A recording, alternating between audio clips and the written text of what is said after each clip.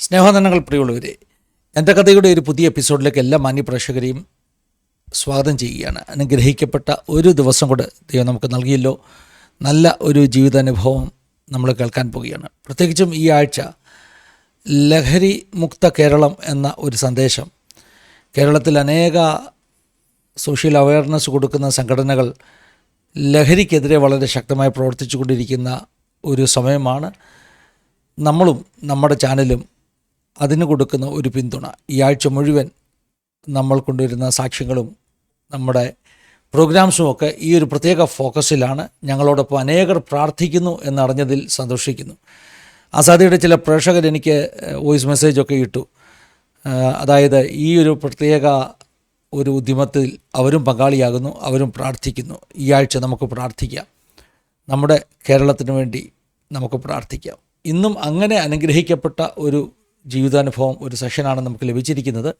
പ്രാർത്ഥിച്ച് നമുക്ക് ആരംഭിക്കാം, ഒന്നിച്ച് പ്രാർത്ഥിക്കാം. ഇന്നത്തെ ഈ ഒരു ശുശ്രൂഷ അനേകർക്ക് അനുഗ്രഹമായി തീരുവാൻ നമുക്ക് ചേർന്ന് പ്രാർത്ഥിക്കാം. പരിശുദ്ധ പിതാവെ, അനുഗ്രഹീതമാകുന്ന ഈ നല്ല സമയത്തിനായി ഞങ്ങൾ അങ്ങനെ സ്തുതിക്കുന്നു. നിൻ്റെ സന്നിധിയിലേക്ക് ഞങ്ങൾക്ക് ഒരു പ്രാവശ്യം കൊണ്ട് അടുത്ത് വരുവാൻ അവിടെ നൽകിയ കൃപയ്ക്കായി സ്തോത്രം ചെയ്യുന്ന കർത്താവേ, ഞങ്ങളെ മുറ്റുമായി അവിടുത്തെ കരങ്ങളിലേക്ക് സമർപ്പിക്കുന്നു. പരിശുദ്ധാത്മാവിൻ്റെ സാധാരണ സാന്നിധ്യം ഞങ്ങളായിരിക്കുന്ന ഇടങ്ങളിൽ ഞങ്ങൾ അനുഭവിക്കണം. ഈ വീഡിയോ കാണുന്ന ഓരോ നിൻ്റെ മക്കൾക്കും ഇന്നത്തെ ശുശ്രൂഷയുടെ അനുഗ്രഹത്തിന് കാരണമായി തീരണം. ഞങ്ങളുടെ നടുവിലേക്ക് അവിടുന്ന് അയച്ചിരിക്കുന്ന അവിടുത്തെ ശ്രേഷ്ഠദാസനായി ഞങ്ങൾ അങ്ങനെ സ്തുതിക്കുന്നു, വാഴ്ത്തുന്നു. തൻ്റെ ജീവിതാനുഭവങ്ങൾ, താൻ ചെയ്യുന്ന വർക്കിനെക്കുറിച്ചുള്ള ഇൻഫർമേഷനൊക്കെ ഇന്ന് ഞങ്ങൾക്ക് വലിയ അനുഗ്രഹത്തിന് കാരണമായി തീരണമെന്ന് അപേക്ഷിക്കുന്നു. കർത്താവ് സന്നിധിയിലേക്ക് മുറ്റുവാൻ ഞങ്ങളെ സമർപ്പിക്കുന്നു. പ്രാർത്ഥിച്ചാരംഭിക്കുന്ന ഈ സമയം മുതൽ ഞങ്ങളുടെ ബെനഡിക്ഷൻ പ്രയർ വരെ പ്രത്യേക സാന്നിധ്യമുണ്ടാകണം, അനുഗ്രഹമുണ്ടാകണം. സിസ്റ്റർ നെറ്റ്വർക്ക് എല്ലാം കരങ്ങളിലേക്ക് ഏൽപ്പിക്കുന്നു. പ്രാർത്ഥന കണ്ടുപിടിച്ചിരിക്കൽ സ്തോത്രം യേശു മൂലം താഴ്മയായി ചോദിക്കുന്നു, കേൾക്കുമാറാകണമേ. അമേൻ, അമേൻ, അമേൻ. ഞാൻ ആരംഭത്തിൽ ഓർപ്പിച്ചതുപോലെ വ്യത്യസ്തതയുള്ള, പ്രത്യേകിച്ചും ലഹരി മുക്ത കേരളത്തിന് വേണ്ടി പരിശ്രമിക്കുന്ന ഒരു കർത്താവിൻ്റെ ദാസനാണ് നമ്മോടൊപ്പം ഇന്ന് ജോയിൻ ചെയ്തിരിക്കുന്നത്. അതിൽ വലിയ സന്തോഷമുണ്ട്. പ്രിയപ്പെട്ട കർത്താവിൻ്റെ ദാസൻ ജോർജി എബ്രഹാം തിരുവല്ലയിൽ നിന്ന് വളരെ സ്നേഹത്തോടുകൂടെ ആദരവോടുകൂടെ പ്രിയ കർത്താവിൻ്റെ ദാസനെ വെൽക്കം ചെയ്യണം. Welcome pastor. Praise the Lord. ഒത്തിരി സന്തോഷമുണ്ട് ഞങ്ങളുടെ ഇൻവിറ്റേഷൻ സ്വീകരിച്ച് ഈ ഒരു ഉദ്യമത്തിൻ്റെ ഭാഗമായി തീർന്നതിൽ. ഞാൻ അന്ന് പറഞ്ഞിരുന്നു പാസ്റ്ററോട്, അതായത് നമ്മൾ ഈ ആഴ്ച മുഴുവൻ ഒരു പ്രത്യേക ഫോക്കസിലാണ് പ്രോഗ്രാമുകൾ തയ്യാറാക്കുന്നത്. കേരള സർക്കാരും അതുപോലെ തന്നെ ഒത്തിരി സാമൂഹിക നന്മയെ കരുതി പ്രവർത്തിക്കുന്ന സംഘടനകളും സാമുദായിക സംഘടനകളും ഒക്കെ കേരളത്തിലെ ലഹരിക്കെതിരെ പ്രവർത്തിക്കുന്നൊരു കാലമാണ്. നമുക്കും അല്ലേ അതിൻ്റെ ഒരു ഭാഗമാകണം. ദൈവത്തിന് സ്തോത്രം. പാസ്റ്ററും അങ്ങനെ ഒരു പ്രവർത്തനമാണ് ചെയ്യുന്നത് അല്ലേ? അതെ, അങ്ങനെ ലഹരിക്ക് അടിമപ്പെട്ട ആളുകളുടെ ഇടയിലുള്ള ഒരു പ്രവർത്തനമാണ് ചെയ്യുന്നത്. അതെ, അത് വളരെ ആവശ്യമാണ് പാസ്റ്ററെ. കാരണം ഈ കാലഘട്ടത്തിൽ പ്രത്യേകിച്ചും ഈ ആഴ്ചയിൽ നമുക്ക് പല കോളുകളും അങ്ങനെ ലഭിക്കുന്നു. അപ്രകാരമുള്ള അവസ്ഥയിലൂടെ കടന്നു പോകുന്നവരെ സഹായിക്കുവാൻ ഉള്ള നമ്പർ വേണം എന്നൊക്കെ പറഞ്ഞ് കോളുകൾ ലഭിക്കുന്നു. ദൈവത്തിന് സ്തോത്രം ചെയ്യുന്നത്. ദൈവം എല്ലാം അതിൻ്റെ സമയത്താണ് തരുന്നത്. പാസ്റ്ററെ, സത്യത്തിൽ നമ്മൾ കുറച്ച് ദിവസം കൊണ്ട് പാസ്റ്ററെ ടെസ്റ്റിമണി കൊണ്ടുവരാൻ ആഗ്രഹിക്കുന്നുണ്ട്. എന്നാൽ ഈ ഒരു വീക്കിൽ തന്നെ വന്നതിൽ ദൈവത്തിന് സ്തോത്രം ചെയ്യുകയാണ്. പാസ്റ്റർ ജനിച്ചു വളർന്നൊക്കെ തിരുവല്ലയിലാണോ? തിരുവല്ല കുറ്റപ്പുഴ എന്ന് പറഞ്ഞ സ്ഥലത്താണ് എൻ്റെ വീട്. ശരി ശരി. മാതാപിതാക്കളൊക്കെ, സഹോദരങ്ങളെ, പാസ്റ്ററുടെ കുടുംബം ചെറിയ ഇൻഫർമേഷനൊക്കെ ഒന്ന് പറയുകയാണെങ്കിൽ അനുഗ്രഹമായിരുന്നു. തീർച്ചയായിട്ടും. എന്റെ പിതാവ് മർത്തോമ കോളേജിലെ ഒരു സ്റ്റാഫായിരുന്നു. പിതാവ് ചെറുപ്പത്തിൽ തന്നെ രക്ഷിക്കപ്പെട്ട് കോളേജിൽ ജോലി ചെയ്യുമ്പോൾ തന്നെ അവിടെ കടന്നു വരുന്ന ലൈബ്രറിയിലായിരുന്നു ജോലി ചെയ്തുകൊണ്ടിരുന്നത്. അവിടെ ജോലി സമയത്തിന് ശേഷം ലഭിക്കുന്ന സമയമൊക്കെയും കുട്ടികളോട് സുവിശേഷം അറിയിക്കുന്നതിൽ വളരെ താല്പര്യത്തോടെ പ്രവർത്തിച്ച ഒരാളാണ്. ഒരു സംഘടനയുടെ ലേബലോ മറ്റൊന്നും ഇല്ലെങ്കിലും അനേക ആയിരങ്ങളെ ചെറുപ്പക്കാരെ കർത്താവിലേക്ക് നേടുവാൻ തന്റെ ആയുസ്സില് പിതാവിന് സാധിച്ചു. പിതാവ് എനിക്കൊരു മാതൃകയാണ്. അമ്മ വീട്ടിലാണ്. അമ്മ ഇപ്പോൾ ചില വർഷങ്ങളായിട്ട് സുഖമില്ലാതെ ബെഡ്രിഡനായിട്ട് ഭവനത്തില് ആയിരിക്കും. ഞങ്ങളോടൊപ്പം തന്നെ ഉണ്ട്. അതുപോലെ തന്നെ എന്റെ സഹോദരങ്ങള്, എനിക്ക് 2 സഹോദരന്മാരും ഒരു സഹോദരിയുമാണുള്ളത്. ഞാന് വിവാഹിതനാണ്. എന്റെ ഭാര്യ സുജ എന്നോടൊപ്പം കർത്താവിന്റെ വേല ചെയ്യുന്നു. കൊട്ടാരക്കരയാണ് സ്വദേശം. ഞങ്ങൾ ഒരുമിച്ച് ഈ കർത്താവിന്റെ വേലയിൽ ഒരുമിച്ചാണ് പ്രവർത്തിക്കുന്നത്, ഈ ശുശ്രൂഷയിൽ ഒരുമിച്ചാണ് ആയിരിക്കുന്നത്. 3 കുഞ്ഞുങ്ങളാണ് എനിക്കുള്ളത്. മൂത്ത മോള് നഴ്സിംഗിന് തമിഴ്നാട് ഒട്ടച്ചത്രത്ത് പഠിക്കുന്ന അമ്പളിക്കുന്നത്. അതുപോലെ രണ്ടാമത്തെ മോൾ ഇപ്പോൾ +2 എക്സാം കഴിഞ്ഞ് നിൽക്കുന്നു. ഇളയ മകളും ഈ 8ാം ക്ലാസ്സിലേക്ക് പ്രവേശിച്ചിരിക്കുകയാണ്. ഇതാണ് എന്റെ കുടുംബത്തിന്റെ പശ്ചാത്തലം. കുടുംബത്തിൽ നിന്ന് ഈ ഒരു ശുശ്രൂഷയ്ക്ക് വളരെയധികം പ്രോത്സാഹനം, സഹകരണം എല്ലാവരുടെയും ഭാഗത്തു നിന്ന് ലഭിക്കുന്നുണ്ട്. അത് ഈ ശുശ്രൂഷയുടെ ഒരു വിജയത്തിന്റെ കാരണങ്ങളിൽ ഒന്നുകൂടിയാണ്. അനാംസ് അല്ലേ പാസ്റ്ററെ? ANAMS അല്ലേ? അനാംസ്. അതെ, അനാംസിന്റെ ഒരു ഫുൾ ഫോം എങ്ങനെയാ പാസ്റ്ററെ? Anti narcotic and alcoholic missionary service. Okay, anti narcotic and alcoholic. അതിൽ അഡിക്ഷനിൽ പോകുന്നവര്, ആൽക്കഹോളിക് പ്രശ്നമുള്ളവര്, അവരെയൊക്കെ സഹായിക്കുന്ന ഒരു ശുശ്രൂഷയാണ്, മിഷണറി പ്രവർത്തനമാണ് ചെയ്യുന്നത്. എത്ര വർഷമായി ഈ ഒരു പ്രവർത്തന മേഖലയിൽ പാസ്റ്ററായിട്ട്? 29 വർഷമായി പ്രവർത്തനം ആരംഭിച്ചിട്ട്. അതെ, ശുശ്രൂഷയിൽ അന്നോട്ട് തന്നെ. അതെ, ആരംഭകാലം മുതൽ തന്നെ ഈ ഒരു മിനിസ്ട്രിയിലായിരുന്നു അല്ലേ? അതെ, പാസ്റ്റർ ഫോക്കസ് ചെയ്യുന്നത് ഒരു ചർച്ച് മിനിസ്ട്രി അല്ല, ഇപ്രകാരം ഒരു മിനിസ്ട്രി ആണോ? വിവിധ സഭകളോടുള്ള സഹകരണത്തിൽ ഒരു മിഷണറി ഓർഗനൈസേഷൻ ആയിട്ടാണ് ഇത് പ്രവർത്തിക്കുന്നത്. അപ്പം ആളുകളെ കർത്താവിലേക്ക് കൊണ്ടുവരിക, തങ്ങളുടേതായിട്ടുള്ള ദുശീലങ്ങളെ വിടുവിച്ചു കൊണ്ടുവരിക എന്നുള്ള ഒരു ലക്ഷ്യമാണ് ഇതിന്റെ പിന്നിലുള്ളത്. ശരി. അപ്പം നിശ്ചയമായിട്ടും ഇങ്ങനൊരു മേഖലയിലേക്ക് നമ്മൾ തിരിയണമെങ്കിൽ അതിന് പ്രത്യേക നിയോഗങ്ങളും അനുഭവങ്ങളും ഒക്കെ ഉണ്ട് അല്ലേ? അതെ, കാരണം വളരെ റെയറായിട്ടുള്ള ആളുകളെ ഇപ്രകാരം ഒരു മേഖല സെലക്ട് ചെയ്യത്തുള്ളൂ. അത് അത്ര എളുപ്പമുള്ള കാര്യമല്ല. കാരണം പ്രത്യേകിച്ചും ഇങ്ങനെയുള്ള വിഷയങ്ങളിൽ കുടുങ്ങിക്കിടക്കുന്നവർ, അവരെ റീഹാബ് ചെയ്യുക, അവരെ സഹായിക്കുക, അത് വളരെ റിസ്ക്കിയാണ്. അപ്പോൾ അതുകൊണ്ട് അധികം ആരും മുതിരാത്ത ഒരു ശുശ്രൂഷ ജീവിതത്തിനാണ് പാസ്റ്ററും കുടുംബവും തയ്യാറായത്.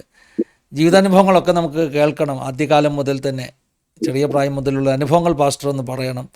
അത് വളരെ അനുഗ്രഹമായിരിക്കും. ഞാൻ പാസ്റ്റർ എന്ന് വിളിക്കുന്നതുകൊണ്ട് ബുദ്ധിമുട്ടുണ്ടോ? എന്നോട് പറഞ്ഞു ബ്രദർ എന്ന് വിളിച്ചാൽ മതി എന്ന്. അതുകൊണ്ടാണ് ഞാൻ ചോദിച്ചത്. നേരത്തെ തന്നെ നമ്മൾ ഒരു കാഷ്വൽ ടോക്കിൽ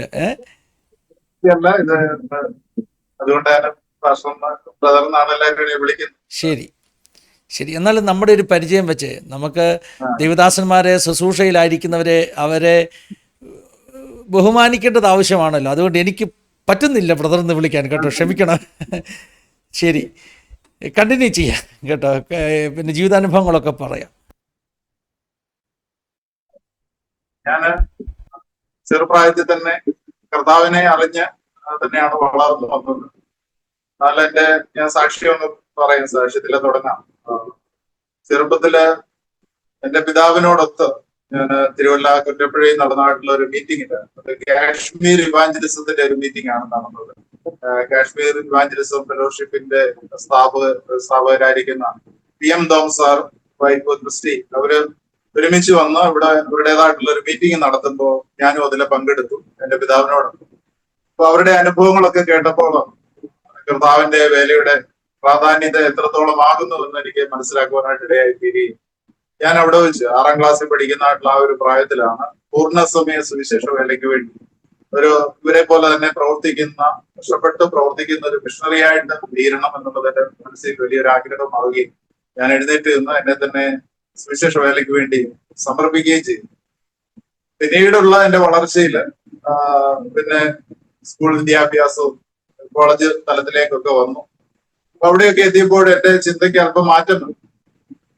ഇത് സുവിശേഷ വേല എന്ന് പറയുമ്പോൾ മറ്റുള്ളവരുടെ ഔദാര്യം കൊണ്ടൊക്കെ ജീവിക്കണ്ടേ, മറ്റുള്ളവരുടെ മുമ്പിൽ കൈനീട്ടേണ്ടി വരുന്നില്ലേ, അത് വേണ്ട, സ്വന്തമായിട്ട് അധ്വാനിച്ച് എന്തെങ്കിലും ചെയ്യുന്നതാണ് നല്ലത്. അധ്വാനിച്ചിട്ട് ബാക്കി കിട്ടുന്ന സമയം സുവിശേഷ വേലയ്ക്ക് വേണ്ടി ഇറങ്ങാമെന്നൊക്കെയുള്ള ചിന്തയിലാണ് പിന്നീട് എന്റെ ജീവിതം മുമ്പോട്ട് വന്നത്. അപ്പം കോളേജില് പ്രീ ഡിഗ്രി മർത്തോമ കോളേജിലാണ് പഠിച്ചത്. അതിനുശേഷം ഡിഗ്രി തിരുത്തിക്കാട് BM കോളേജിലാണ് പഠിക്കുന്നത്. ആ അവസരത്തില് ലഹരിക്ക് അടിമകളായിരിക്കുന്ന പിതാക്കന്മാരുടെ ചില മക്കൾ എന്റെ കൂട്ടത്തിൽ പഠിക്കുന്നുണ്ടായിരുന്നു കോളേജിൽ അതേ വർഷത്തിൽ. അപ്പം സർക്കാരുമായിട്ടൊക്കെ ബന്ധപ്പെട്ട് അന്നത്തെ കളക്ടറായിരുന്ന വത്സല കുമാരി, അതുപോലെ അഡിക് ഇന്ത്യ എന്ന് പറയുന്ന ഒരു ഓർഗനൈസേഷൻ തിരുവനന്തപുരം ആസ്ഥാനമാക്കി, അതിന്റെ ഡയറക്ടറായിരിക്കുന്ന ജോൺസൺ ഇടയാറുമ്പോൾ ഇവരെ കോളേജിൽ വന്നിട്ട് ഈ കാര്യങ്ങളെ കുറിച്ചൊരു ബോധവൽക്കരണ മീറ്റിംഗ് അവിടെ സംഘടിപ്പിച്ചു. അപ്പൊ ആ മീറ്റിംഗില് അവര് ഇതിന്റെ പ്രാധാന്യതയൊക്കെ പറയുകയും ഈ രംഗത്ത് പ്രവർത്തിക്കാൻ ആളുകൾ ആവശ്യമാണ്. മാത്രമല്ല UN-നുമായിട്ട് ബന്ധപ്പെട്ട ഒരു പ്രോജക്റ്റ് ആണ് അവർ കൊണ്ടുവന്നിരിക്കുന്നത്. അത് നിങ്ങൾ ഏറ്റെടുത്ത് പ്രവർത്തിക്കുകയാണെങ്കിൽ നമുക്ക് ഈ വർഷം തന്നെ കോളേജ് ക്യാമ്പസ് ലഹരി വിമുക്തമാക്കാൻ സാധിക്കും. നിങ്ങൾക്ക് ഈ വെല്ലുവിളി ഏറ്റെടുക്കാൻ തയ്യാറാണോ എന്നൊക്കെ ചോദിച്ചപ്പോൾ ചെറുപ്പം തൊട്ടേ ഇങ്ങനെയൊക്കെയുള്ള ഒരു താല്പര്യം, സോഷ്യൽ വർക്കിനോടൊക്കെ ഉള്ള ഒരു താല്പര്യം എന്റെ ഉള്ളിൽ ഉണ്ടായിരുന്നത് കൊണ്ട് ഞാനത് സമ്മതിച്ചു. അധികം പേര് അറിയാമല്ലോ, ഇങ്ങനെ ഒരു പ്രവർത്തനത്തിനൊന്നും വിളിച്ചാൽ, മീറ്റിങ്ങിനൊന്നും വിളിച്ചാൽ അധികം പേര് വരത്തുമില്ലായിരുന്നു. അപ്പം ചുരുക്കം ചിലരെ ഉണ്ടായിരുന്നു. പക്ഷെ ഞാൻ ആ വെല്ലുവിളി ഏറ്റെടുത്തു. എന്നെ ആ വർഷം ഇതിന്റെ അടി ക്ലബിന്റെ, കോളേജിലെ അടി ക്ലബിന്റെ കൺവീനറായിട്ട് തെരഞ്ഞെടുത്തു. ഇപ്പൊ വാശിയോടുകൂടെ തന്നെ അദ്ദേഹം ഓർമ്മിച്ച പോലെ തന്നെ പ്രവർത്തിക്കാൻ തുടങ്ങി. അപ്പോൾ ആദ്യം ഞങ്ങളെ ഇതെന്ന് പറഞ്ഞ് കുറച്ച് പിള്ളേരെ കൂട്ടിക്കൊണ്ട് അന്ന് ഡിപ്പാർട്ട്മെന്റുകളിൽ ചിലപ്പോൾ ഈ പുകവലിക്കുന്ന ചില അധ്യാപകരൊക്കെ ഉണ്ടാകും. ഞങ്ങള് കുട്ടികൾ ഒരുമിച്ച് ചെന്നിട്ട് അവരുടെ റൂമിൽ ചെന്നിട്ട്, സ്റ്റാഫ് റൂമിൽ ചെന്നിട്ട് ആഷ്ട്രേ എടുത്ത് മാറ്റിയിട്ട് അവിടെ thank you for not smoking എന്നുള്ള സ്റ്റിക്കർ ഒട്ടിച്ചു. പിന്നെ ലഹരിക്കെതിരെയുള്ള അവയർനെസ് പ്രോഗ്രാംസ്, എക്സിബിഷന്, അതുപോലുള്ള പ്രോഗ്രാംസ് ഒക്കെ നടത്തി. ഷാപ്പ് വിക്കറ്റിംഗ്, ചുറ്റുപാട് ഇത് വിൽക്കുന്ന ഇടങ്ങളിൽ പോയി അതിനേരെയുള്ള പ്രവർത്തനങ്ങളൊക്കെ നടത്തി. അപ്പം എന്നാൽ ആ വർഷം തന്നെ ക്യാമ്പസ് ലഹരി വിമുക്തമായിട്ട് UN പ്രഖ്യാപിച്ചു. അതിൻ്റെതായിട്ടുള്ള അംഗീകാരമൊക്കെ കോളേജിനും എനിക്കൊക്കെ ലഭിച്ചു. എന്നാല് എന്നെ വേദനപ്പെടുത്തിയതായിട്ടുള്ള ഒരു കാര്യം എന്ന് പറയുന്നത്, ഈ കൂടെ പഠിക്കുന്ന അല്ലെങ്കിൽ ആ വർഷം കോളേജിൽ പഠിച്ചുകൊണ്ടിരുന്ന കുഞ്ഞുങ്ങളിൽ അനേകരുടെ പിതാക്കന്മാർ അന്ന് കൂടുതലും മദ്യപാനത്തിന് അടിമപ്പെട്ടിട്ട് അവർക്ക് പഠിക്കാൻ സാഹചര്യങ്ങളില്ലാതെ രാത്രി ഭയത്തോടെ അവര് വീടുകളിൽ കയറി ചെല്ലുന്ന അനുഭവങ്ങളും ഒക്കെ കുട്ടികൾ ഞാൻ ഇങ്ങനെ പ്രവർത്തിക്കുന്നു എന്ന് കണ്ടപ്പോ വന്ന് ഷെയർ ചെയ്യുവാനായിട്ട് തുടങ്ങി. അപ്പം ചില കുട്ടികളുടെ ആ അവസ്ഥ കേട്ടിട്ട് എന്റെ കണ്ണിൽ നിന്ന് കണ്ണുനീരോ എനിക്ക് വല്ലാത്ത പ്രയാസമുണ്ട്. അപ്പം ലഹരിക്കെതിരെ ഇങ്ങനെയുള്ള ഒരു പ്രവർത്തനം ചെയ്തുകൊണ്ട് അംഗീകാരം കിട്ടി. പക്ഷെങ്കിൽ ഒറ്റ ഒരു വ്യക്തിയെ പോലും ലഹരിയിൽ നിന്ന് അടിമത്തത്തിൽ നിന്ന് പുറത്തേക്ക് കൊണ്ടുവരാൻ കഴിഞ്ഞില്ലല്ലോ. അവരുടെ പിതാക്കന്മാരെ എങ്ങനെ വിടുവിക്കുവാൻ കഴിയും എന്നുള്ള ഒരു ചിന്ത എന്നെ ഭരിച്ചു. ഞാൻ ദൈവസന്നിധി പ്രാർത്ഥിച്ചു. അപ്പൊ എനിക്കൊരു കാര്യം മനസ്സിലായി, ഈ സോഷ്യൽ വർക്ക് കൊണ്ടൊക്കെ അതിൻ്റെതായിട്ടുള്ള ഫലം ഉണ്ടായിരിക്കാം, പക്ഷെ ആരെയും ഈ അടിമത്തത്തിൽ നിന്ന് പുറത്തു കൊണ്ടുവരാൻ കഴിയത്തില്ല. യേശു ക്രിസ്തുവിന് മാത്രമേ ഇങ്ങനെയുള്ള ജീവിതങ്ങളെ വിടുവിക്കുവാൻ കഴിയൂ എന്ന് മനസ്സിലാക്കി. അപ്പൊ അന്ന് തൊട്ട് അങ്ങനെയുള്ളവർക്ക് വേണ്ടി പ്രാർത്ഥിക്കാൻ തുടങ്ങി. ദൈവത്തോട് പ്രാർത്ഥിച്ചു, അങ്ങനെയുള്ള ലഹരിക്ക് അടിമപ്പെട്ട ആളുകളുടെ ഇടയിൽ എന്തെങ്കിലും ചെയ്യുവാൻ എന്നെ അനുവദിക്കണമേ എന്ന് പ്രാർത്ഥിക്കുകയുണ്ടായി. അപ്പം അങ്ങനെ കോളേജ് വിദ്യാഭ്യാസം ഡിഗ്രി തലത്തിൽ അവിടെ അവസാനിക്കുന്നു. പിന്നെയും ഈ ചിന്ത ഉള്ളി കിടക്കുന്നുണ്ട്. അപ്പൊ ബിസിനസ് ചെയ്യുവാൻ, കൊമേഴ്സ് ആണ് എടുത്തിരുന്നത്, ബികോം ആയിരുന്നു. അതുകൊണ്ട് അധ്യാപകരുടെ ഭാഗത്തു നിന്നൊക്കെ അവരും പ്രോത്സാഹിപ്പിച്ചു ചെറുപ്പത്തിൽ തന്നെ ബിസിനസ്സിലേക്ക് ഇറങ്ങാൻ. അങ്ങനെ ബിസിനസ്സുമായിട്ട് ബന്ധപ്പെട്ട ഈ വെജിറ്റബിളിന്റെ ഹോൾസെയില്, കൃഷിയെ, കേറ്ററിങ്, ഇതുമായിട്ടൊക്കെ ബന്ധപ്പെട്ട 2-3 സ്ഥാപനങ്ങൾ തന്നെ തുടങ്ങി. കേരളത്തിന് വെളിയിൽ നിന്ന് പോയി സാധനങ്ങൾ കൊണ്ടുവരികയും വിൽപ്പന നടത്തുകയും ഒക്കെ ചെയ്യുന്ന ഒരു സംവിധാനത്തിലേക്ക് വന്നു. അപ്പോൾ ഞാൻ തീരുമാനിച്ചത് എന്താ, ഈ ജോലിയോടുള്ള ബന്ധത്തിൽ സുവിശേഷ വേലയില്ല. അപ്പം ഈ സാധനങ്ങൾ എടുക്കാൻ പോവുകയും വരികയും എല്ലാം ചെയ്യുമ്പോഴത്തേക്കിന് പിന്നെ ഞായറാഴ്ച ആരാധനയ്ക്ക് പോലും പോകാൻ പറ്റാത്തൊരവസ്ഥ. വെളുപ്പിനെ എഴുന്നേറ്റ് പോകണം, കുടുംബ പ്രാർത്ഥനയിൽ പോലും ഇരിക്കാൻ പറ്റുന്നു. അപ്പം ഒട്ടും ദൈവവേല ചെയ്യാനോ ദൈവസന്നിധിയിലേക്ക് വരാനോ കഴിയാത്ത ഒരവസ്ഥയിലേക്കാണ് നീങ്ങി. അങ്ങനെ ഇരിക്കെ തമിഴ്നാട്ടിൽ നിന്ന് ഞങ്ങളുടെ ഷോപ്പിലേക്ക് ആവശ്യമായ സാധനവുമായിട്ട് വരുന്ന മിനി ലോറി, അത് അങ്കമാലി വെച്ച് ഒരു ബസ്സുമായിട്ട് കൂട്ടിയിടിക്കും. അപ്പൊ ഈ വണ്ടിയുടെ ബോഡിയും ക്യാബിനും എല്ലാം ഒന്നായിട്ട് അങ്ങ് ചേർന്ന് വലിയൊരു അപകടം തന്നെ ഇവിടെ സംഭവിക്കുകയാണ്. ആളുകൾ വന്ന് എത്ര പേര് മരിച്ചു എന്ന് ചോദിച്ചു ഡോറൊക്കെ പൊളിച്ച് പുറത്തേക്ക് എടുക്കുമ്പോ അവിടെ ഉണ്ടായ ഒരു അത്ഭുതം എന്ന് പറഞ്ഞത്, എന്നെ ഏതോ ഒരു കരം താങ്ങിയതായിട്ട് എനിക്ക് മനസ്സിലായി. ഒരു പോർല് പോലും എനിക്ക് ഏറ്റില്ല, വണ്ടി ആകപ്പാടെ തകർന്നു.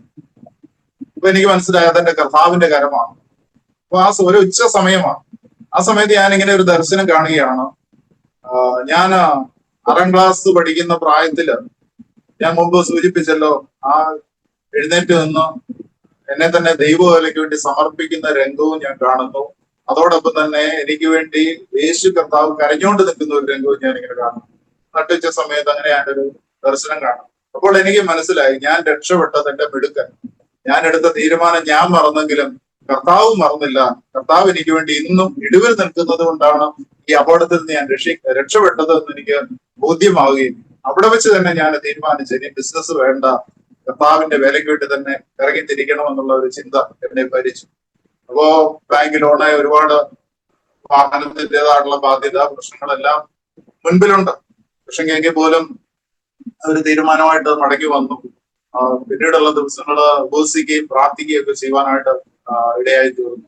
അങ്ങനെ ഇരിക്കുന്ന സമയത്ത് ഞാൻ ഒരു ദൈവശബ്ദം, എന്ത് ചെയ്യണമെന്ന് എനിക്കറിയത്തില്ല. തിയോളജിക്കൽ സ്റ്റഡീസ് ഒന്നുമില്ല, അല്ലെങ്കിൽ വലിയ കഴിവുകളൊന്നും പറയത്തക്ക വിധത്തിലൊന്നുമില്ല. പ്രസംഗിക്കാൻ അറിയത്തില്ല, പാടാൻ അറിയത്തില്ല, ലീഡ് ചെയ്യാൻ അറിയത്തില്ല, ഒന്നും അറിയത്തില്ല.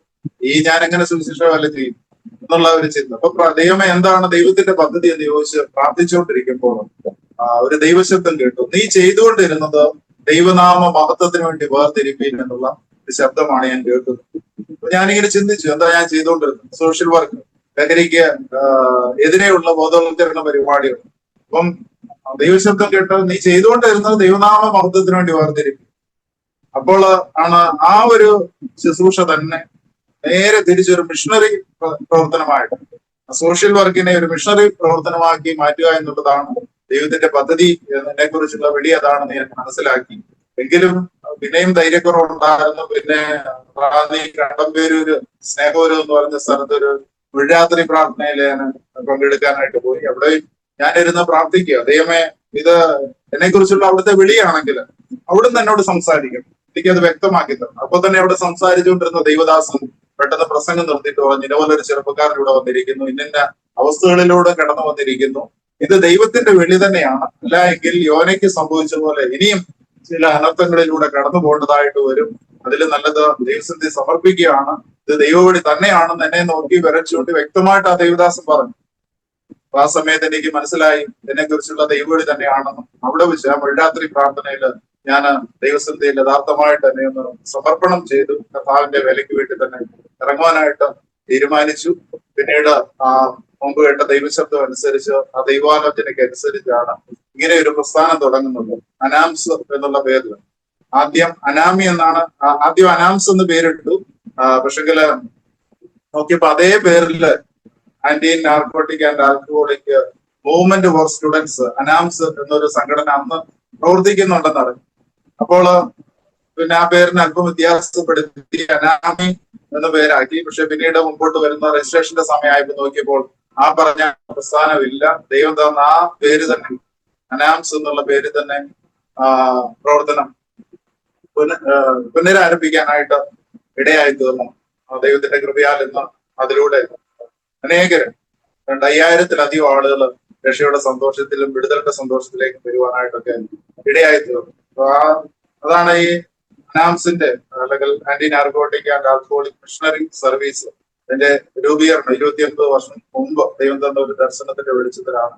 ഒന്നുമില്ലായ്മയിൽ നിന്ന് ഒരുപാട് അനുഭവങ്ങളുണ്ട് പറയുവാൻ. അങ്ങനെ ഒരു പ്രസ്ഥാനത്തിന് രൂപം കൊടുക്കുവാനായിട്ട് വലിയവനായ ദൈവം ഇടയായി തീർന്നു. അതാണ് ഇതിന്റെ ആരംഭം എന്ന് പറയുന്നത്. സാറ് പറഞ്ഞു ഒത്തിരി അനുഭവങ്ങളുണ്ട്, ഒത്തിരി പ്രത്യേകിച്ചും ഇങ്ങനെയുള്ള ശുശ്രൂഷ ചെയ്യുമ്പോൾ ചലഞ്ചസ് ഉണ്ടാകാം. പിന്നെ ഒന്നുമില്ലായ്മയിൽ നിന്ന് തുടങ്ങി അപ്പോൾ ദൈവത്തിൻ്റെ പ്രൊവിഷൻ കാണണം. അങ്ങനെയുള്ള പ്രയോജനമുള്ള അനുഭവങ്ങൾ പങ്കുവെക്കാം കേട്ടോ. നമുക്ക് നമ്മുടെ പ്രേക്ഷകർക്ക് അത് അനുഗ്രഹമായി തീരുമെങ്കിൽ 2 വാക്കുകൾ പറയാം. ജീവിതത്തിൽ നേരിട്ട ചലഞ്ചസിനെ കുറിച്ചും ദൈവത്തിൻ്റെ കരുതലിനെ കുറിച്ചും ഒക്കെ പറയാം. ഞാൻ ഇത് ആരംഭിച്ചു കഴിഞ്ഞപ്പോ പറഞ്ഞ പോലെ ഒരു സഭയുടെ സപ്പോർട്ടില്ല, ഒരു സംഘടനയുടെ സപ്പോർട്ടില്ല, ഒരു വ്യക്തിയുടെ സപ്പോർട്ട്. അറിയാവുന്നവരൊക്കെ ഉപദേശിക്കാൻ തുടങ്ങി, ഇതുകൊണ്ടൊന്നും വലിയ കാര്യമൊന്നും നടക്കാൻ പോകുന്നില്ല, നീ വേറെ വല്ല പണിക്ക് പോകും. ചിലർ പറഞ്ഞു നീ സെമിനാരിൽ പോയി പഠിക്കേണ്ടത് സപ്പോർട്ട് ചെയ്യാം. ചിലർ പറഞ്ഞു നീ LLBക്ക് പോയി. സ്വന്തത്തിൽപ്പെട്ടവർ തന്നെ ഉന്നതമായിട്ടുള്ള ആളുകൾ, വിദേശത്ത് ജോലി ചെയ്യുന്ന ആളുകളൊക്കെ ഉണ്ട്, അവരൊക്കെ വിളിച്ചിട്ട് പറഞ്ഞു ഇങ്ങനെയൊക്കെ ചെയ്യുക. എന്റെ ഒരു ഫാദറിന്റെ സഹോദരന്റെ മകൻ തന്നെ വിളിച്ചിട്ട് പറഞ്ഞു, ഞങ്ങളുടെ ഉപ്പാപ്പനും കൊച്ചുമയോ അവരെ പ്രായമാകുമ്പോ അവരെ നോക്കാൻ നീ ബൈബിൾ എടുത്തോണ്ട് ഇറങ്ങിയാൽ നടക്കൂ, ഇവിടെ ഞങ്ങൾ നിന്നെ സഹായിക്കാം, അല്ലെങ്കിൽ നീ ഇങ്ങി വാ, ഇവിടെ ഖത്തറില് നിനക്ക് ജോലി റെഡിയാക്കി തരാം, ഇങ്ങോട്ട് പോരാനുള്ള കാര്യങ്ങൾ ക്രമീകരിക്കും ഇതൊക്കെ പറഞ്ഞു. പക്ഷെ ഞാൻ അവർക്ക് കൊടുത്ത മറുപടി, ഈ എന്റെ അപ്പനും അമ്മയും നിങ്ങളുടെ ഉപ്പാപ്പനും കൊച്ചുമയും അവരെ മാത്രമല്ല ഇതുപോലുള്ള 100 കണക്കിന് ആളുകളെ നോക്കുവാൻ ദൈവം തീർച്ചയായിട്ടും എനിക്ക് കൃപ തരും എന്ന് ഞാൻ വിശ്വസിക്കുന്നു എന്നാണ് അവരോട് മറുപടി കൊടുത്തത്. അപ്പം പിന്നീട് ഇങ്ങോട്ട് വന്നു. ഈ പ്രവർത്തനമായിട്ടൊരു ടീമായിട്ട് പ്രവർത്തിക്കുമ്പോൾ ആവശ്യങ്ങൾ വേറെയാണ്. എങ്ങനെ ഇതിനെ ആ നിലയിൽ മുമ്പോട്ട് കൊണ്ടുപോകും എന്ന് ചിന്തിച്ചപ്പോൾ എന്റെ കയ്യിൽ കിട്ടിയതായിട്ടുള്ള ഒരു പുസ്തകം ജോർജ് മുള്ളറിന്റെ പുസ്തകമാണ്. ജോർജ് മുള്ളറിന്റെ ജീവിതാനുഭവം. ഞാൻ അതൊന്നല്ല രണ്ടല്ല 3 തവണ ഇത് വായിച്ചപ്പോൾ എന്നെ സ്പർശിച്ച ഒത്തിരി അനുഭവങ്ങൾ അതിനകത്തുണ്ട്. നമുക്ക് എല്ലാവർക്കും അറിയാവുന്നതാണ്. അദ്ദേഹം ആയിരക്കണക്കിന് അനാഥ കുഞ്ഞുങ്ങളെ വളർത്തി. ഒരു ദിവസം ഭക്ഷണം തീർന്നപ്പോൾ കുഞ്ഞുങ്ങളോട് രാവിലെ ബ്രേക്ക്ഫാസ്റ്റിന് കൊടുക്കാൻ ആഹാരമില്ലാതിരുന്നപ്പോൾ പ്ലേറ്റ് നിരത്തി വെച്ചിട്ട് അവരോട് ലഭിച്ച ആഹാരത്തിന് സ്തോത്രം ചെയ്യാൻ പറഞ്ഞു. കുഞ്ഞുങ്ങൾ എന്നുമുള്ള പതിവ് അനുസരിച്ച് വിശ്വാസത്തോടെ അവർ തന്ന ആഹാരത്തിന് സ്തോത്രം എന്ന് പറഞ്ഞ് പ്രാർത്ഥിച്ച് ആമീൻ പറഞ്ഞു. അവർക്ക് കൊടുക്കാൻ യാതൊന്നും അവിടെ ഇല്ല. പക്ഷെ ആ സമയത്താണ് കഥയിലെ കുട്ടി കേൾക്കുന്നു, ഒരു റൊട്ടി ഉണ്ടാക്കുന്ന ഒരാള് തലേ രാത്രിയിൽ അദ്ദേഹത്തോട് ദൈവാത്മാവ് സംസാരിച്ചിട്ട് എഴുന്നേറ്റ് ഇവിടത്തേക്ക് ആവശ്യമായിട്ടുള്ള റൊട്ടി അദ്ദേഹം ആ രാത്രി ഉണ്ടാക്കിയാണ്. അത് രാവിലെ അദ്ദേഹത്തെ അവിടെ കൊണ്ടു കൊടുത്തു. അപ്പൊ തന്നെ മറ്റൊരു പാല് വണ്ടിക്കാർ ഒരു ടാങ്കർ പാലുമായിട്ട് വന്ന് അത് അവിടെ ബ്രേക്ക് ഡൗൺ ആവുകയും ഈ പാൽ ഒഴുക്കി കളയേണ്ട സാഹചര്യത്തില് ഈ സ്ഥാപനത്തിന് കൊടുക്കാനായിട്ട് തീരുമാനിക്കുകയും ആ പാല് എത്തിക്കാനായിട്ടുള്ള ക്രമീകരണം അദ്ദേഹം ചെയ്തതുമെല്ലാം വലിയൊരു അത്ഭുതമാണ്. കുഞ്ഞുങ്ങൾ പ്രാർത്ഥിച്ച് ആമീൻ പറഞ്ഞപ്പോൾ തന്നെ അവർക്ക് വേണ്ടതായിട്ടുള്ള റൊട്ടിയും പാലും അവർക്ക് ലഭിച്ചു എന്നുള്ളത്. അപ്പൊ എനിക്കൊന്ന് മനസ്സിലായി, മുള്ളർ മരിച്ചെങ്കിലും മുള്ളറിന്റെ ദൈവം ഇന്നും ജീവിക്കുന്നു എന്ന് മനസ്സിലായി. അപ്പൊ അങ്ങനെയാണെങ്കിൽ തീർച്ചയായിട്ടും ഈ കർത്താവിൽ ആശ്രയിച്ച ദൈവം ഈ പ്രവർത്തനത്തെ മുമ്പോട്ട് നയിക്കും എന്ന് വിശ്വസിച്ചു. അങ്ങനെ മുമ്പോട്ട് പോകാനായിട്ട് തീരുമാനിച്ചു. പിന്നെ ആരും കൂട്ടത്തിൽ വരാനും ചിലര് പറഞ്ഞ പോലെ നോർത്ത് ഇന്ത്യയിലെ മിനിസ്ട്രിയോ അല്ലെങ്കിൽ ചർച്ച് മിനിസ്ട്രിയോ ഒക്കെ ആണെങ്കിൽ അതൊക്കെ ചെയ്യും. ഇതുകൊണ്ട് ഇതിന്റെ കൂട്ടത്തിലൊന്നും ആരും വരത്തില്ല, ഇതുകൊണ്ട് പ്രയോജനമില്ല, ആരെയും രക്ഷപ്പെടുത്താൻ കഴിയത്തുമില്ല എന്ന് തോന്നുന്നു. എങ്കിലും ദൈവം തന്ന ദർശനമാണല്ലോ, അതനുസരിച്ച് മുമ്പോട്ട് നീങ്ങി. ആദ്യത്തെ ഏതാണ്ട് 1.5 വർഷം എടുത്തു ഒരാള് ദൈവഭാഗത്തേക്ക് വരുവാനാണ്. ഇത്രയും നാള് ആ വ്യക്തിയുടെ പുറകെ നടന്നിട്ടാണ് ഒരാളെ ദൈവഭാഗത്ത് വന്നത്. ഇന്ന് ദൈവകൃപയാല് ഈ 29 വർഷം പിന്നിടുമ്പോൾ ദിവസം ഒരാളെങ്കിലും കുറഞ്ഞത് കർത്താവിന്റെ സന്നിധിയിലേക്ക് ദൈവഭാഗത്തേക്ക് വരുന്നുണ്ട് എന്നുള്ളതാണ് ഏറ്റവും സന്തോഷകരമായിട്ടുള്ള അനുഭവം. അപ്പൊ അങ്ങനെ ആദ്യമൊക്കെ ഈ ആളുകളെ തേടി അവരുടെ വീടുകളിൽ ലഹരിക്ക് അടിമപ്പെട്ടവരുണ്ടെന്ന് അറിഞ്ഞു കഴിഞ്ഞാൽ അവരുടെ വീടുകളിലേക്ക് ഇപ്പൊ നല്ല സമീപനമൊന്നും അല്ല ലഭിക്കുന്നു. ഒത്തിരി അനുഭവങ്ങളിലൂടെ ദൈവനെ പഠിപ്പിച്ചു. പിന്നെ അവിടെ ചെന്ന് അവരെ കണ്ടു, ഷെയർ ചെയ്തു, പ്രാർത്ഥിച്ചു. അവര് പലരും തീരുമാനം എടുക്കും. പിറ്റേ ആഴ്ച വീണ്ടും ചെല്ലുമ്പോൾ പലരും സ്ലിപ്പായിരിക്കും, വീണിരിക്കുന്ന അവസ്ഥയാണ്. അപ്പൊ ഇതിങ്ങനെ ആവർത്തിക്കുന്നതുകൊണ്ട് എന്താ കാര്യം എന്ന് ചിന്തിച്ചപ്പോ എനിക്ക് മനസ്സിലായി, ഇവരെ ചേർത്ത് നിർത്താനായിട്ടൊരു ഭവനം ഉണ്ടെങ്കിൽ കുറെ ദിവസത്തേക്ക് ഇവരെ ഒന്ന് മാറ്റി പാർപ്പിക്കാൻ കഴിയുന്നെങ്കിൽ ഇവരെ ഇതിൽ നിന്ന് പുറത്തു കൊണ്ടുവരുവാൻ സാധിക്കും എന്ന് ചിന്തിച്ചു. അങ്ങനെ ഒരു ഭവനം തേടി ഒത്തിരി നടന്നു. അങ്ങനെ ഒരു മദ്യപനെ പലപ്പോഴും വീടുകളിൽ നിന്ന് പോലും ഒഴിവാക്കുക ചെയ്യും. അപ്പൊ അങ്ങനെ ഒരാളെ ചേർത്ത് നിർത്താൻ ഒരു വീട് വാടകയ്ക്ക് ചോദിച്ചിട്ട് പോലും എങ്ങും ആരും തരത്തില്ല. മറ്റേത് കാര്യത്തിനാണെങ്കിലും എന്ത്. പക്ഷെ ഇങ്ങനെയുള്ളവരെ പാർപ്പിക്കാൻ ഒരു വീട് അന്വേഷിച്ചിട്ട് എങ്ങും കിട്ടിയില്ല. അവസാനം കുറെ നാളത്തെ അന്വേഷണത്തിന് ശേഷം, പ്രാർത്ഥനയ്ക്ക് ശേഷം കാരക്കൽ എന്ന് പറഞ്ഞ സ്ഥലത്ത് തുരക്കൽ എന്ന് പറയുന്ന കുടുംബത്തിലെ അവരുടെ മാതാപിതാക്കളൊക്കെ മരിച്ചപ്പോൾ ആ വീട്, കാലിയായി കിടന്ന വീട് നമുക്ക് വിട്ടുതരാനായിട്ട് അവർ മനസ്സ് കാണിച്ചു. കുറെ നാൾ അങ്ങനെ അവിടെ പ്രവർത്തനം ചെയ്യാനായിട്ട് ഇടയായിപ്പോയി. അവിടെയൊക്കെ ഒരുപാട് അനുഭവങ്ങളാണ്. പിന്നെ അങ്ങോട്ട് ഞാൻ പറഞ്ഞല്ലോ, ഇവർക്ക് വരുമാനമില്ല, ചെലവ് ദിവസവും ഇവരുടെ ഭക്ഷണത്തിന് ചെലവ് വേണം.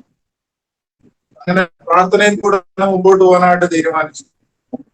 അപ്പൊ ഒരു ദിവസം അവിടെ വാർഡൻ വന്നിട്ട്, വാർഡനായിട്ട് ചെറുതുകാരൻ ഒരു സാബു എന്ന് പറഞ്ഞ ആളാണ്. അദ്ദേഹം വന്നിട്ട് പറഞ്ഞു, സാറേ ഇന്ന് ഉച്ചക്കത്തേക്ക് വളർത്താനായിട്ട് ചോറിന് അരിയില്ല. ഞാൻ ചോദിച്ചു പിന്നെന്തോണ്ട്? കുറച്ച് പയറുണ്ട്. ഞാൻ പറഞ്ഞത് തോരൻ വെക്കാൻ പറഞ്ഞു, വെള്ളം വെക്കാൻ പറഞ്ഞു, അടുപ്പത്ത് വെള്ളം തിളപ്പിക്കാൻ, അരി ഇടാൻ വേണ്ടി അരിയില്ല. അദ്ദേഹം പറഞ്ഞ പോലെ തന്നെ ചെയ്തു. തോരൻ വെച്ച് വെള്ളം അടുപ്പത്ത് കിടന്ന് തിളയ്ക്കുന്നു. അപ്പൊ ഞാൻ അതിനടുത്ത് ചാത്തങ്കേരി എന്ന് പറഞ്ഞ സ്ഥലത്തേക്ക് ഫീൽഡ് വർക്കിനായിട്ട് പോകും. അപ്പൊ അങ്ങോട്ട് വണ്ടി എടുത്ത് അങ്ങോട്ട് ഇറങ്ങി ഇച്ചിരി അങ്ങോട്ട് ചെന്നപ്പോഴത്തേക്കും ഒരു മനുഷ്യൻ, ഒരു തലയെക്കെട്ടും ഒക്കെ ആയിട്ട് ഒരു മനുഷ്യൻ അവിടെ നിന്നിട്ട് എന്നെ ഇങ്ങനെ കൈയടിച്ചു വിളിച്ചു. നീ അടുത്ത് വരാൻ പറഞ്ഞു. ഞാൻ അടുത്ത് ചെന്നപ്പോ എനിക്ക് വലിയ പരിചയമൊന്നുമില്ല. ആ മനുഷ്യൻ തന്റെ പോക്കറ്റിൽ കൈ ഇട്ടിട്ട് ഒരു 50 രൂപ എടുത്തിട്ട് എന്റെ തന്നു. ഇത് അവിടെ അരി മേടിക്കാനാണ്. ഞാൻ ആരോടും പറഞ്ഞില്ല അവിടെ അരിയില്ലെന്നോ ഭക്ഷണമില്ലെന്നോ പറഞ്ഞില്ല. ഈ മനുഷ്യനുമായിട്ട് പരിചയവുമില്ല. അപ്പൊ ഈ മനുഷ്യൻ ഒരു ചവിട്ട് തൊഴിലാളിയാണ്. അപ്പൊ അന്നത്തെ കാലത്ത് ഇപ്പൊന്നും കേൾക്കുന്നവരോർക്കും 50 രൂപയ്ക്ക് എത്ര അരി കിട്ടാനാണ്? 1 കിലോ പോലും കിട്ടത്തില്ല. പക്ഷെ അന്നത്തെ കാലത്ത് 20 രൂപയുള്ളായിരുന്നു അരിക്ക് വില. തൊട്ടടുത്ത കടയിൽ പോയി 2.5 കിലോ അരി വാങ്ങി അവിടെ കൊണ്ടുവന്ന് വെള്ളം തിളച്ച് കിടക്കുക, അവിടെ ഇട്ടു. കൃത്യം 1 മണിക്ക് തന്നെ അവിടെ ഭക്ഷണം വെക്കും. അങ്ങനെയുള്ള ഒരുപാട് അനുഭവം. അപ്പൊ ആ അനുഭവമൊക്കെ ഇന്നും മറക്കാൻ കഴിയുന്നില്ല. അങ്ങനെ പിന്നീടുള്ള ദിവസങ്ങൾ മുമ്പോട്ട് പ്രവർത്തിക്കാൻ ഇതൊക്കെ ഒരു പ്രചോദനമായി. പിന്നെ ഇത് മാത്രമല്ല, അതുപോലെ ഒരു ദിവസം ഒരു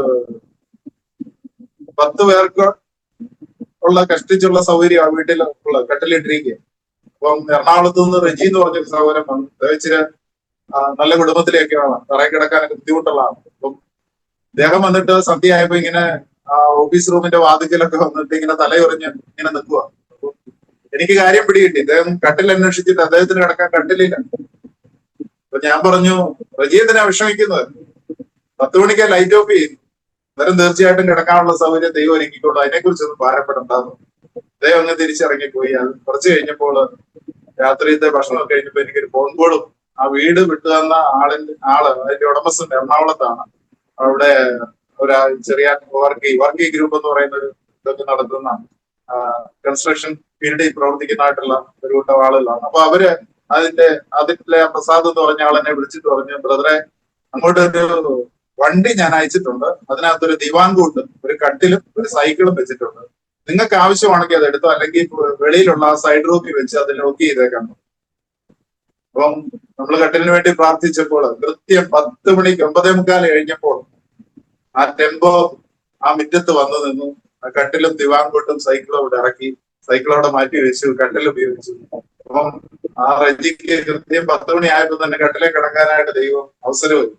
ഇതൊന്നും കണ്ടിട്ടോ അല്ലെ അറിഞ്ഞിട്ടോ അല്ല, വിശ്വാസത്തിലേക്ക് പറഞ്ഞതാ. നമ്മുടെ ദൈവം എത്ര വലിയവനാണ്.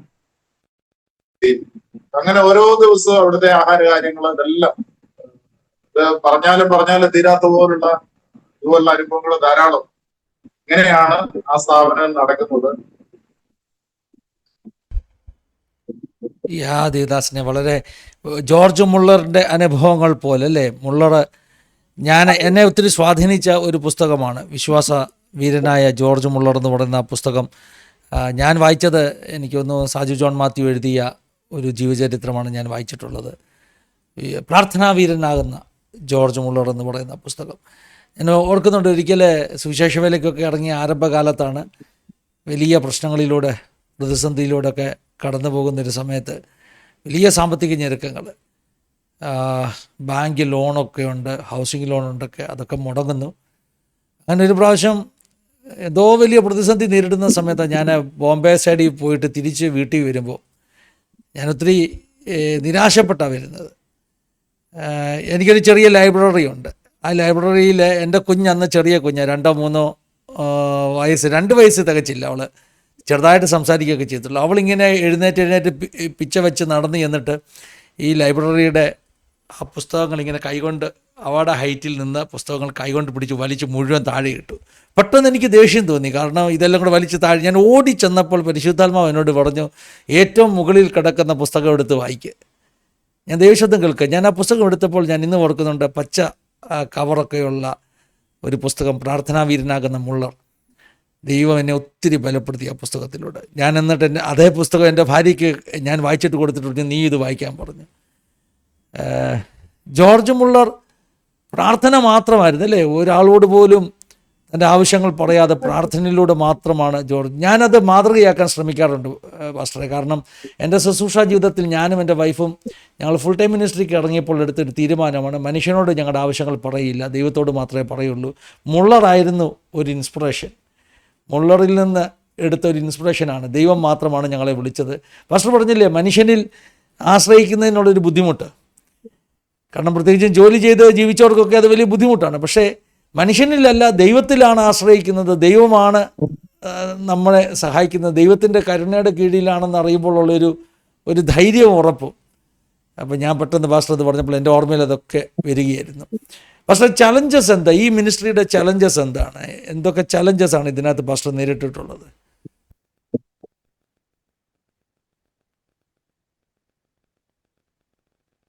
നമ്മൾ ചെയ്യുന്ന ഒരു ദൈവീയമായിട്ടുള്ള ശുശ്രൂഷയായിട്ടാണ് നമ്മൾ ചെയ്യുന്നത്. പല വിധത്തിലുള്ള വെല്ലുവിളികൾ നേരിടേണ്ടതായിട്ട് വരുന്നുണ്ട്. നീ പറഞ്ഞ പോലെ ഒന്ന് സാമ്പത്തികമായിട്ടുള്ള പ്രതിസന്ധികൾ പലപ്പോഴും അലട്ടാറുണ്ട്. പക്ഷെ അതൊക്കെ ഈ പ്രാർത്ഥനയിലൂടെ തന്നെ ദൈവം അത്ഭുതകരമായിട്ട് ദൈവം നടന്നു. ഇന്നലെ ഇവിടെ ഇപ്പൊ 10-16 പേരുണ്ട് സെന്ററിൽ. അവർക്ക് ആഹാരമില്ല, ഇത് ഭക്ഷണസാധനങ്ങളെല്ലാം തീർന്നു.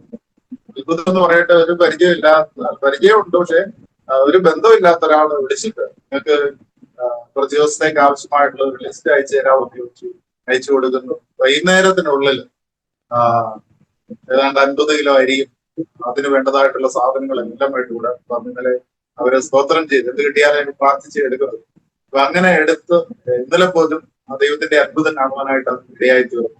പിന്നീടുള്ളതെന്ന് പറയുന്നത്, ഈ എന്നെ സംബന്ധിച്ച് ഒത്തിരി എതിർപ്പുകളൊന്നും വന്നിട്ടില്ല. എന്നാൽ ചിലരൊക്കെ ദൈവഭാഗത്തേക്ക് വന്നതിന്റെ വിളിച്ചതില് ഒരിക്കലെ വഴിയിൽ വെച്ച് കുറെ ആളുകൾ തടയുകയും അത് കൊല്ലുമെന്ന് ഭീഷണിപ്പെടുത്തി ഇനി ആ ഭാഗത്ത് ചെല്ലരുതെന്നും ഇങ്ങനെയുള്ള പ്രവർത്തനം ചെയ്യരുതെന്നൊക്കെ ഭീഷണിപ്പെടുത്തിയൊക്കെ ചെയ്യുവാനായിട്ട് ഇടയായി തീർന്നിട്ടുണ്ട്. പക്ഷെ നമ്മൾ അതൊന്നും വകവെച്ചില്ല. ദൈവത്തിൽ ആശ്രയിച്ച് നമ്മളിന്നും ആ മേഖലകളിലൊക്കെ പോയി അനേകർ അവിടെയൊക്കെ ഉപയോഗിക്കപ്പെടുകയും ചെയ്യുന്നുണ്ട്.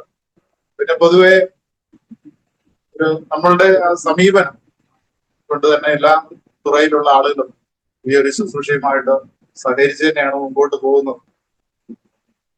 അതെ പാസ്റ്ററെ, ഈ പ്രത്യേകിച്ച് മദ്യപിക്കുന്നവർ, ഡ്രഗിന് അഡിക്റ്റ് ആയിട്ടുള്ളവർ, ഇങ്ങനെയുള്ളവരെന്ന് പറഞ്ഞാൽ ചിലപ്പോഴൊക്കെ അവർ വയലൻ്റ് ആകും, അല്ലെങ്കിൽ പ്രശ്നങ്ങളുണ്ടാക്കും. അവരൊരു ഹോമിൽ കൊണ്ടുവന്ന് കെയർ ചെയ്യുക എന്ന് പറയുമ്പോൾ അങ്ങനെയുള്ള ഇഷ്യൂസ് ഉണ്ടാകാറുണ്ടോ? അതിനെ എങ്ങനെയാണ് നേരിടുന്നത്? അതിനെ ഫേസ് ചെയ്യുന്ന പ്രത്യേകിച്ചും വിഡ്രോവൽ സിംപ്റ്റം ഒക്കെ ഉള്ളവരുണ്ടല്ലോ.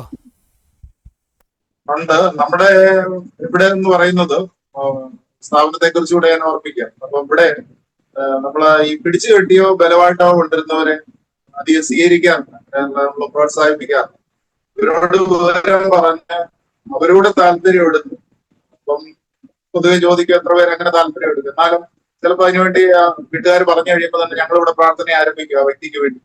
അപ്പൊ അദ്ദേഹം തന്നെ പറയും എനിക്കൊന്ന് രക്ഷപ്പെടണമെന്ന് പറയുന്ന ഒരു അനുഭവം ഉണ്ടാവും. അല്ലെങ്കിൽ വീട്ടുകാർ പറഞ്ഞ് സമ്മതിപ്പിച്ച് ഇവിടെ ആളുകളെ കൊണ്ടുവരുന്നത്. പക്ഷെ ഇവിടെ വന്നു കഴിയുമ്പോൾ തന്നെ ഞാൻ മനസ്സിലാക്കിയത് മറ്റു പല സെന്ററുകളിൽ ഇങ്ങനെ അഡിക്സ് ആയിട്ടുള്ളവർ വന്നു കഴിയുമ്പോൾ തന്നെ അവരെ വിളിച്ചിരുത്തി പറഞ്ഞു കൊടുക്കും. വിഡ്രോവൽ സിംറ്റംസ് ഉണ്ടാകാനായിട്ട് സാധ്യതയുണ്ട്. അങ്ങനെയുള്ള കാര്യങ്ങളെ കുറിച്ചൊക്കെ പറയും. നമ്മൾ അങ്ങനെ ഒരു കാര്യം പറയത്തില്ല. പിന്നെ അവരോട് പറയുന്നത് ഇതിലൊന്ന് വിടുവിക്കുന്ന ഒരു ദൈവമുണ്ടെന്നും അവരെ അകറ്റി നിർത്തുമല്ല, വരുമ്പം തന്നെ അവരുടെ തോളെ കൈയിട്ട് സ്നേഹത്തോടെ സ്വന്തം സഹോദരനെ പോലെ, പിതാവിനെ പോലെ, മകനെ പോലെ ഇവിടെയുള്ളവരെല്ലാവരും അങ്ങനെ സ്നേഹം കൊടുത്ത് കൂട്ടത്തിൽ ഇരുത്തി. ഇപ്പം പലപ്പോഴും ഇവരെ വന്ന് ഭക്ഷണമൊന്നും കഴിക്കാറില്ല. അപ്പം നമ്മൾ സ്നേഹപൂർവ്വം നിർബന്ധിച്ച് അല്പാൽപമായിട്ടാണെങ്കിലും ഭക്ഷണമൊക്കെ കൊടുത്ത്, അല്ലെങ്കിൽ കരിക്ക് കൊടുത്ത്, അതുപോലുള്ള ലഘുവായിട്ടുള്ള ഭക്ഷണങ്ങൾ കൊടുത്ത്, പിന്നെ പ്രാർത്ഥനയുടെ പിൻബലത്തോടെ ഒരു 98% ആളുകൾ കൂടെ വരുന്ന ഒരു പ്രശ്നമായിട്ട് തീരാറില്ല. അത് മാനുഷികമായിട്ടുള്ള അല്ലെങ്കിൽ ശാസ്ത്രീയമായിട്ടൊക്കെ ചിന്തിച്ചു കഴിഞ്ഞാൽ ആർക്കും വിശ്വസിക്കാൻ കഴിയത്തില്ല. ഞാൻ ഒരു വ്യക്തിയുടെ കാര്യം പറയാം. ഇവിടെ പാലക്കാട് ജില്ലയിൽ നിന്ന് ആദ്യമായിട്ട് ഇവിടെ വന്നത് ഒരു സുപ്ര എന്നറിയപ്പെടുന്ന സുബ്രഹ്മണ്യൻ. അദ്ദേഹം ഇവിടെ വന്നപ്പോ അദ്ദേഹത്തിന്റെ കൈയെല്ലാം ഇങ്ങനെ ഭയങ്കരമായിട്ട് വിറയ്ക്കുക. അപ്പൊ അദ്ദേഹത്തിന്റെ വന്ന അവസ്ഥ പറയുന്നത്, ഒരു ഗ്ലാസ് കട്ടൻ കാപ്പി കുടിക്കണമെങ്കിൽ പ്ലേറ്റിൽ തട്ടി കമത്തിയിട്ട് നക്കി കുടിച്ച ഒരു മനുഷ്യനാണ്. അപ്പം ആ മനുഷ്യൻ വന്നു കഴിഞ്ഞപ്പോ അദ്ദേഹത്തിന് ഇങ്ങനെയുള്ള പ്രയാസങ്ങളോ, അപ്പൊ അദ്ദേഹം ഇവിടെ വന്നു. പിറ്റേ ദിവസം ആയപ്പോഴത്തേന് അദ്ദേഹത്തിന്റെ ഷിവറിംഗ് ഒക്കെ നിന്നു. അപ്പൊ എങ്ങനെയാണ് അദ്ദേഹത്തിന് വിശ്വസിക്കാൻ പറ്റുന്നത്? അപ്പൊ അദ്ദേഹം പിറ്റേ ദിവസം ഭക്ഷണം കൊടുത്തപ്പോ, ബ്രേക്ക്ഫാസ്റ്റ് കൊടുത്തപ്പോ, അദ്ദേഹം വാർഡന്റെ പ്ലേറ്റ് എടുത്ത് അദ്ദേഹത്തിന്റെ അടുക്കിലേക്ക് വെച്ചു. അദ്ദേഹത്തിന്റെ പ്ലേറ്റ് വാർഡന്റെ അടുക്കിലേക്ക് നീക്കി വെച്ചു. അപ്പൊ ഇതിനകത്ത് മരുന്ന് ചേർത്തിട്ടുണ്ടെങ്കിൽ കണ്ടുപിടിക്കാൻ വേണ്ടി അദ്ദേഹം ഇച്ചിരി ബുദ്ധിപൂർവ്വം ചെയ്തതാണ്. പക്ഷെ ആരും ഒന്നും അനങ്ങുന്നില്ല. അപ്പൊ അദ്ദേഹത്തിന് മനസ്സിലായി മരുന്നല്ല, തന്റെ വിറയിൽ നിർത്തിയത് മരുന്നുകൊണ്ടാണ്, ദൈവത്തിന്റെ പ്രാർത്ഥനയുടെ ശക്തിയാണ് എന്ന് അദ്ദേഹം തിരിച്ചറിഞ്ഞു. ഇന്ന് അദ്ദേഹം ആരാണെന്ന് അറിയാമോ? പാലക്കാട് IPC സഭയുടെ സെന്ററിന്റെ ഒക്കെ ചുമതലകളുള്ള ഒരു ദൈവദാസനാണ്, പാസ്റ്റർ സുബ്രഹ്മണ്യൻ. അദ്ദേഹം മണ്ണാർക്കാട് പെമ്പ്ര എന്ന് പറയുന്ന സ്ഥലത്തെ ചർച്ചിന്റെ പാസ്റ്ററാണ്. അതുപോലെ ആ ഡിസ്ട്രിക്റ്റിന്റെ സെൻട്രൽ സ്കൂളിന്റെ ഒക്കെ ചുമതല വഹിക്കുന്ന ഒരാളാണ്. 18 വർഷം മുമ്പ് നമ്മുടെ ഇവിടെ വന്ന ഇതേ അവസ്ഥയിലൂടെ വന്നൊരു സഹോദരൻ. അപ്പം ഞാൻ പറഞ്ഞ അങ്ങനെയുള്ള ആളുകൾ തന്നെ ഇവിടെ ധാരാളം വരുന്നുണ്ട്. അല്ലെങ്കിൽ അതൊരു പ്രശ്നമായിട്ട് വരാറില്ല. അതെങ്ങനെയാണെന്നുള്ളത് നമുക്കും ഒരു അതിശയമാണ്. ദൈവത്തിന്റെ വലിയ കരം തന്നെ പ്രവർത്തിക്കുന്നത്. ഞാൻ പറഞ്ഞല്ലോ, ഇവിടുന്ന് ആയിരക്കണക്കിന് ആളുകൾ വിടുവിക്കപ്പെട്ടു പോയി. അവരുടെ ഒക്കെ പ്രാർത്ഥന ഈ സ്ഥാപനത്തിനുണ്ട്. ഇതൊരു പ്രാർത്ഥനാ വലയമാണ്. ഇവിടെ വരുന്നവര് തന്നെ പറയാറുണ്ട്, ഗേറ്റ് കിടക്കുമ്പോൾ തന്നെ ഒരു പോസിറ്റീവ് എനർജി അവരിൽ വ്യാപരിക്കുന്നു എന്നുള്ളത് അവർ തന്നെ പറയാറുണ്ട്. അപ്പൊ ഏറ്റവും അടുത്ത് വന്നത് MDMA ഉപയോഗിച്ച് ദിവസം 3 ഗ്രാം MDMA ഉപയോഗിച്ചുകൊണ്ടിരുന്ന ഒരു ചെറുപ്പക്കാരൻ. അദ്ദേഹം വന്നിട്ട് തന്റെ കയ്യിൽ കഞ്ചാവൊക്കെ ഉണ്ട്. പക്ഷെങ്കിൽ ഓഫീസ് റൂം വിട്ട് അദ്ദേഹത്തിന്റെ ഡോർമെറ്ററിയിലേക്ക് പോകുമ്പോൾ ആരും അറിയാതെ അദ്ദേഹത്തിന്റെ കഞ്ചാവ് ഇരിപ്പുണ്ട്. പക്ഷെ അദ്ദേഹത്തിന് ആ ബാഗ് എടുക്കാൻ കഴിയുന്നില്ല. അദ്ദേഹം തന്നെ അവിടെ ആ ബാഗ് താത്തു വെച്ചിട്ട് രഹസ്യമായിട്ട് ഒളിപ്പിച്ചു വെച്ചിരുന്ന കഞ്ചാവ് എടുത്തിട്ട് എന്റെ കയ്യിൽ അദ്ദേഹം തന്നു. അദ്ദേഹം പറഞ്ഞത് ഇതെങ്ങനെയാണെന്ന് ചോദിച്ചാൽ ആ ലോകത്തിന്റെ മുമ്പിൽ നമുക്ക് പറഞ്ഞ് മനസ്സിലാക്കാൻ പറ്റത്തില്ല. പക്ഷെ വലിയവനായ ദൈവത്തിന്റെ കരം പ്രവർത്തിക്കുന്നതുകൊണ്ടാണ്. ഇതൊരു പൈശാചികമായിട്ടുള്ള ബന്ധനമാണ്, പോരാട്ടമാണ്. ആളുകളെ ഈ മദ്യപാനത്തിലേക്കും ലഹരിയിലേക്കും കൊണ്ടുപോയി കഴിഞ്ഞാൽ ആ വ്യക്തിയും കുടുംബവും സമൂഹവും എല്ലാം തകർക്കാനായിട്ട് പിശാചിന് സാധിക്കും. അപ്പം പലരും അത് തിരിച്ചറിയുന്നു. ഇന്ന് എല്ലാവരും ഇതൊരു രോഗമാണെന്ന് പഠിപ്പിക്കുന്നവരാണ് കൂടുതൽ. ഞാനോ ഈ അനാംസ അങ്ങനെ പഠിപ്പിക്കുന്നില്ല. ഇത് മൂലം രോഗം ഉണ്ടാവും, ഇതൊരു രോഗമല്ല. അപ്പൊ തന്നെ പണ്ട് നമുക്കറിയാമല്ലോ, പണ്ട് കൺവെൻഷനുകളിലാണെങ്കിലും തെരുവുകളിലാണെങ്കിലും ഉപദേശിമാരൊക്കെ ഒന്ന് ശക്തമായിട്ട് പ്രസംഗിക്കും, ഇത് പാപമാണെന്നും മാനസാന്തരം ആവശ്യമാണ്. എത്രയോ ആളുകൾ ഇന്ന് കർത്താവിന്റെ വേലയിലായിരിക്കുന്ന എത്രയോ ആളുകൾ ആ പ്രസംഗങ്ങൾ കേട്ട് മാനസാന്തരപ്പെട്ടു വന്നവരാണ്. പക്ഷെ ഇന്ന് രോഗമാണ്. ഒരു രോഗിയെ പരിചരിക്കുന്നത് പോലെ ഇവരെ പരിചരിക്കണം എന്ന് പറയുമ്പോൾ നമ്മൾ അതിനെ അംഗീകരിച്ചു കൊടുക്കുക. കുറ്റബോധം, പാപബോധം ഇവരിലുണ്ടാകുന്നുണ്ട്. പക്ഷെ നമ്മുടെ സെന്ററിൽ വരുന്നവരോട് ഇത് പാപമാണെന്ന്, പാപത്തിന്റെ പരിഹാരം യേശുക്രിസ്തുവിലൂടെയാണെന്നുള്ളത് നമ്മൾ വ്യക്തമായിട്ട് അവരെ മനസ്സിലാക്കുകയും അവർ കണ്ണുനീരോടെ ദൈവസന്നിധിയിൽ തങ്ങളുടെ പാപം ഏറ്റുപറഞ്ഞ് സമർപ്പിച്ച് ഒരു വിടുതലിന്റെ അനുഭവത്തിലേക്ക് വരികയാണ് ചെയ്യുന്നത്. അതുകൊണ്ട് തന്നെ വിടുതൽ നടക്കുന്നു. അതുകൊണ്ട് തന്നെ നമുക്ക് റിസൾട്ട് ഉണ്ട്. അനേകർ ഇവിടുത്തെ വിടുവിക്കപ്പെട്ടവര് ദൈവവേലയുടെ മുഖത്തുണ്ട്. പറഞ്ഞല്ലോ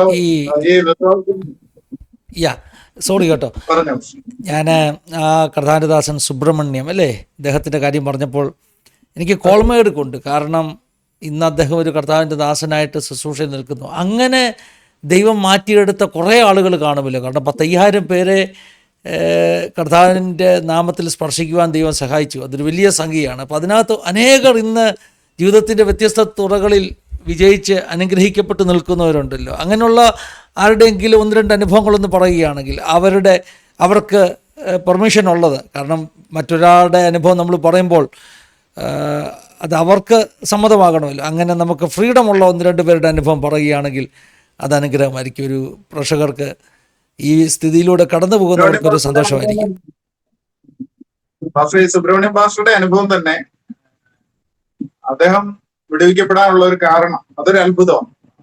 അതായത് ഈ സുബ്രഹ്മണ്യന്റെ വൈഫ് ഒരുപാട് ഇദ്ദേഹത്തിന്റെ മദ്യപാന നിമിത്തം ദുരിതം അനുഭവിക്കുക. ഇദ്ദേഹം അവിടെ രാഷ്ട്രീയ പാർട്ടിക്ക് വേണ്ടി അനൗൺസ്മെന്റ്സ് നടത്തുന്നതായിട്ടുള്ള ഒരാളാണ്. അപ്പം എന്നാ കൂലിത്തല്ലും അതുപോലെ തല്ല് കൊടുക്കുകയും തല്ല് മേടിക്കുകയും ഇതെല്ലാം എന്നും അവിടെ പ്രശ്നങ്ങളാണ്. ഒരു കൊച്ചു കൂരയാണ് അവർക്കുണ്ടായിരുന്നത്. അപ്പൊ പലപ്പോഴും ഈ സഹോദരി, ചേട്ടാ ഇച്ചിരി പഞ്ചസാര, കുഞ്ഞുങ്ങൾക്ക് ഇച്ചിരി പഞ്ചസാര അല്ലെ ഇച്ചിരി കാപ്പിപ്പൊടിയെങ്കിലും മേടിച്ച, കഴിക്കാനോ ഒന്നുമില്ല, അതെങ്കിലും മേടിച്ച എന്ന് പറഞ്ഞ് അദ്ദേഹം പോകുന്ന കുറെ ചിലപ്പോൾ ഇറങ്ങിച്ചെല്ലാം റോഡിലിട്ട് ഇഷ്ടിയേക്ക് എറിഞ്ഞ ആ സ്ത്രീയെ ഓടിക്കുന്ന ഒരു മനുഷ്യനായിരുന്നു. അപ്പൊ അങ്ങനെ ഇരിക്കുകയാണ് അദ്ദേഹത്തിന്റെ സുഹൃത്തുക്കൾ 5-6 പേരുണ്ടായിരുന്നു.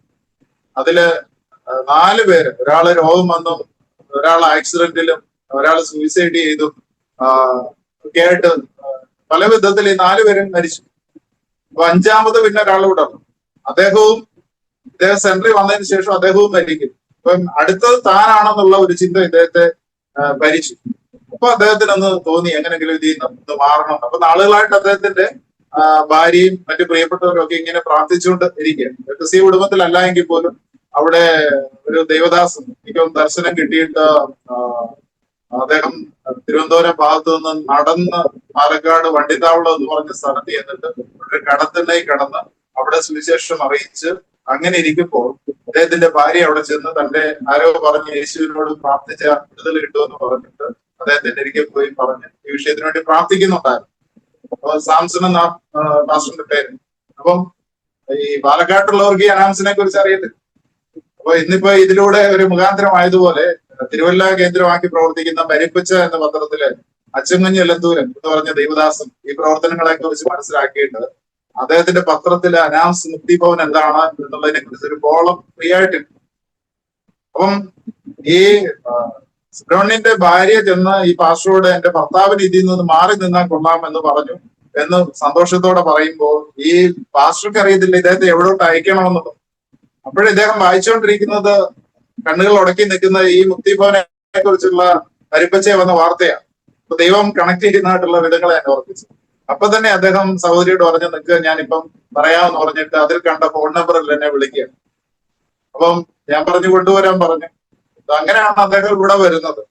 അപ്പൊ ഇന്ന് ആ സ്ഥലത്ത് നിന്ന് ഏതാണ്ട് 400-ലധികം ആളുകൾ പാലക്കാട് ജില്ലയിൽ നിന്ന് മാത്രം ഇവിടെ വന്ന് ഈ സ്ഥാപനത്തിൽ വന്ന് താമസിച്ച് വിടുതൽ പ്രാപിക്കാനായിട്ട് ഒത്തിരി പേര് കർത്താവിന്റെ വേലയിൽ മുഖത്ത് ആയി തീരുവാനായിട്ട് ഇടയായി തീർന്നു. അപ്പൊ തുടക്കക്കാരനാണ്, അതുകൊണ്ട് എല്ലായ്പ്പോഴും ഞാൻ അദ്ദേഹത്തിന്റെ പേര് ഓർമ്മിക്കുന്നു. പിന്നെ അദ്ദേഹം കൊണ്ടുവന്ന ഒരാളാണ് കഞ്ചിക്കോട്, പറയട്ടെ, കഞ്ചിക്കോട് എന്നൊരു വേലു എന്ന് പറഞ്ഞൊരു സഹോദരൻ, അദ്ദേഹത്തിന്റെ വൈഫ് ആയിഷ. അപ്പൊ ഇവരാരും ഇത് പറയുന്നതിന് മടിയില്ലാത്തവരാണ്, അതുകൊണ്ടാണ് ഓർമ്മിക്കുന്നത്. ഇദ്ദേഹവും മദ്യപിച്ചു വന്ന് എന്നും പ്രശ്നങ്ങളായിട്ട് ഇവരെ ഉപദ്രവിക്കുകയും പ്രശ്നങ്ങളുമായി അവസാനം പോകാൻ ഇനി വേറൊരു സ്ഥലമില്ല, വിടുതൽ എവിടൊക്കെ കിട്ടുമോ എല്ലാ മതങ്ങളുടെയും എല്ലാ കേന്ദ്രങ്ങളിലും അവര് പോയി നേർച്ച കാഴ്ചകളും ക്രിയകളും ഒക്കെ ചെയ്തു. പക്ഷെ അവിടെ ഒന്നും ഒരു വിടുതലും കിട്ടിയില്ല. അവസാനം ആരോ പറഞ്ഞു യേശുവിനോട് പ്രാർത്ഥിച്ചാൽ വിടുതൽ കിട്ടുമെന്ന് പറഞ്ഞു. അടുത്തൊരു ചർച്ച, അവര് നടന്നു പോകുന്ന വഴിക്ക് ഒരു പെന്തക്കോസ്തി ചർച്ച ഉണ്ട്, ഇന്ത്യ ചർച്ച. അപ്പൊ അവിടുത്തെ ആരാധനയൊക്കെ കേട്ടപ്പോഴത്തേന് ഈ സ്ത്രീ അവിടെ വന്ന് കളിയാക്കുക, ഇവർക്ക് തലയ്ക്ക് എന്തോ പ്രയാസമുണ്ട്, ഭ്രാന്ത് പിടിച്ചിട്ട് ഇവര് എന്തൊക്കെയോ പുലമ്പുമാണ് എന്നൊക്കെ പറഞ്ഞ് അവിടെ നിന്ന് കളിയാക്കിയ ഒരു സ്ത്രീയാണ്. പക്ഷെങ്കില് അവിടെയുള്ള ഒരു തായശ്ശേരി എന്ന് പറയുന്ന ഒരു സഹോദരി മൂലം ഈ സുബ്രഹ്മണ്യ സഭയുടെ വിടുതല് മനസ്സിലാക്കിയിട്ട് ആ സ്ത്രീ ഈ വേലുവിനെ ഇവിടെ കൊണ്ടുവരാനായിട്ടുള്ള ക്രമീകരണങ്ങൾ ചെയ്തു. അങ്ങനെ ഇവിടെ വന്നു, വിടുവിക്കപ്പെട്ടു. തിരിച്ച് അദ്ദേഹം പോകുന്ന ഒരു ബൈബിളുമായിട്ട് അവിടെ ചെല്ലുന്നത്. അപ്പൊ അവിടെ ചെന്ന് പ്രാർത്ഥിക്കാനിരിക്കുന്നത് അവർക്ക് തന്നെ വലിയ അത്ഭുതമാണ്. അതിന്റെ ഫലമായിട്ട് ഇന്ന് സംഭവിച്ചത് അവരുടെ മക്കള് 3 പേരും കർത്താവിന്റെ വേലയില്ല. ഇവര് ഈ വേലുവും ആയിഷയും ഇന്ന് ജോലിയോടുള്ള ബന്ധത്തിൽ സുവിശേഷ വേല ചെയ്യുന്നു. അവരുടെ ഒരു മകന് മണികണ്ഠന് ഒറ്റപ്പാലത്ത് ഇന്ത്യ ചർച്ചിന്റെ പാസ്റ്ററായിട്ട് മാറി. അവരുടെ ഒരു മകള് അവര് ഈറോഡില് മകളും ഭർത്താവും സുവിശേഷ വേല ചെയ്യുന്നു. ഇളയ മകളും ഭർത്താവും ബീഹാറിലെ സുവിശേഷ വേല ചെയ്യുന്നു. നമ്മുടെ ഇവിടെ വന്ന് വിടുവിക്കപ്പെട്ട ഒരു കുടുംബത്തിന്റെ അവസ്ഥ ഇന്ന് ആ കുടുംബം അവരൊരു വീട് പണിത് ആ വീടിന് ബദേൽ എന്ന് പേരിട്ടു. അവിടെ ഫ്രണ്ടിൽ അവർ മാർബിളിൽ എഴുതി വെച്ചിരിക്കുന്നു, ദൈവം ദരിദ്രനെ കുപ്പയിൽ നിന്ന് ഉയർത്തി പ്രഭുക്കന്മാരോടുകൂടെ ഇരുന്നു. നമ്മൾ മടിക്കുന്ന ഒരു കാര്യം വലുതായിട്ട് അവർ സ്വീകരണ മുറിയിൽ എഴുതി വെച്ചിരിക്കും. ആ കുടില് മാറി ഇന്ന് 2 നില വീടായി. അവര് വളരെ സന്തോഷമായിട്ട് ആ കുടുംബം ജീവിക്കും. ഒരാളുടെ മാറ്റം എത്ര പേരെയാണ് മാറ്റിയത് എന്നുള്ളത് ഓർക്ക്. ഇതുപോലുള്ള ഒരുപാട് അനുഭവങ്ങൾ ഒത്തിരി ആളുകളുടെ അനുഭവങ്ങൾ പറയാനായിട്ടുണ്ട്. ദൈവം അങ്ങനെ വിടുവിച്ചു. ഇപ്പൊ പിന്നീടാണ് പാലക്കാട് തന്നെ ധാരാളം ആളുകൾ കടന്നു വന്ന് വിടുവിക്കപ്പെട്ടത്. ഇതിലൂടെ കേരളത്തിന് വെളിയിൽ നിന്നൊക്കെ ഒത്തിരി ആളുകളിലൂടെ വന്ന് വിടുവിക്കപ്പെടുന്നു. അപ്പം ഇവിടെ എല്ലാം പ്രവർത്തിക്കുന്നത് അതെ പ്രാർത്ഥന. ഞങ്ങൾ ഓരോ മാസവും പ്രവർത്തനം ആരംഭിക്കുന്നത് 3 ദിവസത്തെ ഫാസ്റ്റിംഗ് പ്രയറിലൂടെ പ്രാർത്ഥിച്ച് വിഷയങ്ങൾക്ക് വേണ്ടിയും വിടുതൽ ആഗ്രഹിക്കുന്നവർക്ക് വേണ്ടി ഇവിടെ വന്ന് വിടുവിക്കപ്പെട്ടവർക്ക് വേണ്ടിയും ഞങ്ങൾ ചെയിൻ പ്രയർ ആയിട്ടിരുന്ന് പ്രാർത്ഥിക്കുകയും എന്നിട്ടാണ് അതാത് മാസത്തെ പ്രവർത്തനങ്ങൾ ആരംഭിക്കുന്നത്. നമ്മൾ തുടങ്ങുന്നത് തന്നെ വിശ്വാസവും പ്രാർത്ഥനയും മൂലധനമാക്കിയ, വേറെ ഒന്നും നമുക്ക് ഇല്ല. അങ്ങനെയാണ് ദൈവം ജീവിതങ്ങളെ വിടുവിച്ചുകൊണ്ടിരിക്കുന്നത്. പാസ്റ്ററെ, എനിക്കറിയാം ഒത്തിരി അനുഭവങ്ങൾ വിടുതൽ പ്രാപിച്ചവരുടെ ഉണ്ടെന്ന് കേൾക്കാൻ ഒത്തിരി ആഗ്രഹമുണ്ട്. എന്നാലും ഞങ്ങൾക്ക് വർക്കിനെ കുറിച്ച് കേൾക്കണം. ഈ അനാംസിനെ കുറിച്ച് കുറേ കാര്യങ്ങൾ പാസ്റ്റർ പറഞ്ഞു, എന്നാൽ കുറച്ചുകൂടെ വർക്കിനെ കുറിച്ച് കേൾക്കാനുള്ള ആഗ്രഹമുണ്ട്. പ്രത്യേകിച്ചും സാധാരണയായിട്ട് കേൾക്കുന്നൊരു കാര്യമാണ് വിടുതലിൻ്റെ ഒന്നാമത്തെ സ്റ്റെപ്പ് ഈ വ്യക്തിക്ക് തന്നെ ഹൃദയത്തിലൊരു ആഗ്രഹം തോന്നണം എന്നുള്ളത്. പാസ്റ്റർ അതിപ്പം പറഞ്ഞു. കാരണം ആരെങ്കിലും പിടിച്ചു കെട്ടി കൊണ്ടുവന്നു കഴിഞ്ഞാൽ ആ വ്യക്തിക്ക് ഒരു താല്പര്യമില്ല, മറ്റുള്ളവരുടെ താല്പര്യത്തിന് വരികയാണ്.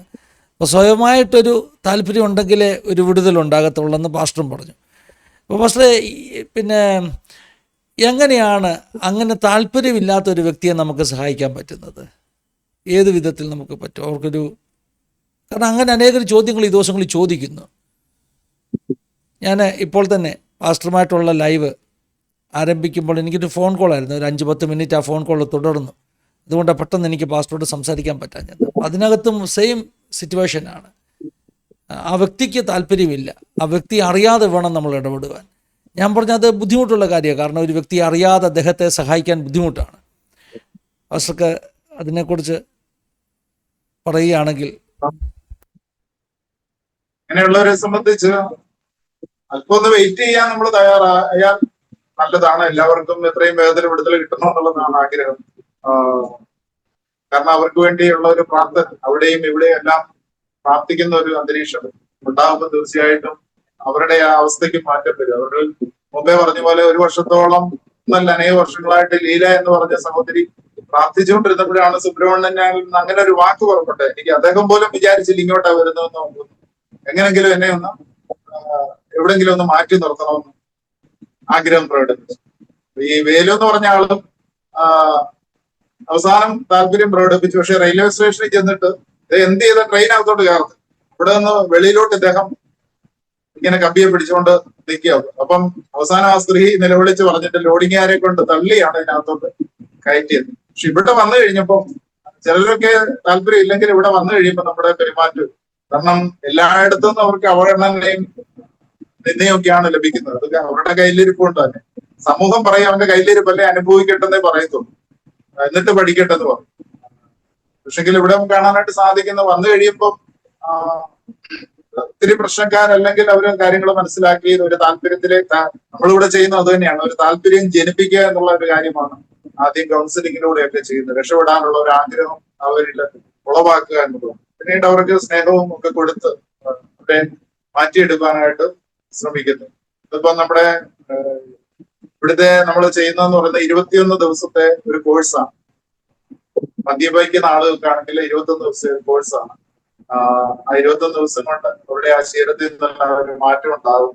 നമ്മൾ മെഡിസിൻ കൊടുക്കാത്തത് കൊണ്ട് ബ്ലഡിലൂടെ ഇവിടെ മൂത്രത്തിലൂടെയും വിയർപ്പിലൂടെയും ഈ ബ്ലഡിലുള്ള ആൽക്കഹോളിന്റെ അംശം ഈ 21 ദിവസം കൊണ്ട് മാറ്റപ്പെടും. അപ്പൊ എന്നിട്ട് ഒരു തീരുമാനം എടുത്തിട്ട് അദ്ദേഹം അങ്ങനെയുള്ളവര് പോകുമ്പോഴാണ് അവർക്ക് ഒരു വിടുതലുണ്ടാകും. അതുപോലെ പുകവലിക്കാരാണെങ്കിൽ ഒരു 3 മാസം വരെ അവർ ആ അന്തരീക്ഷത്തിൽ നിന്ന് മാറി നിൽക്കേണ്ടതായിട്ട് വരും.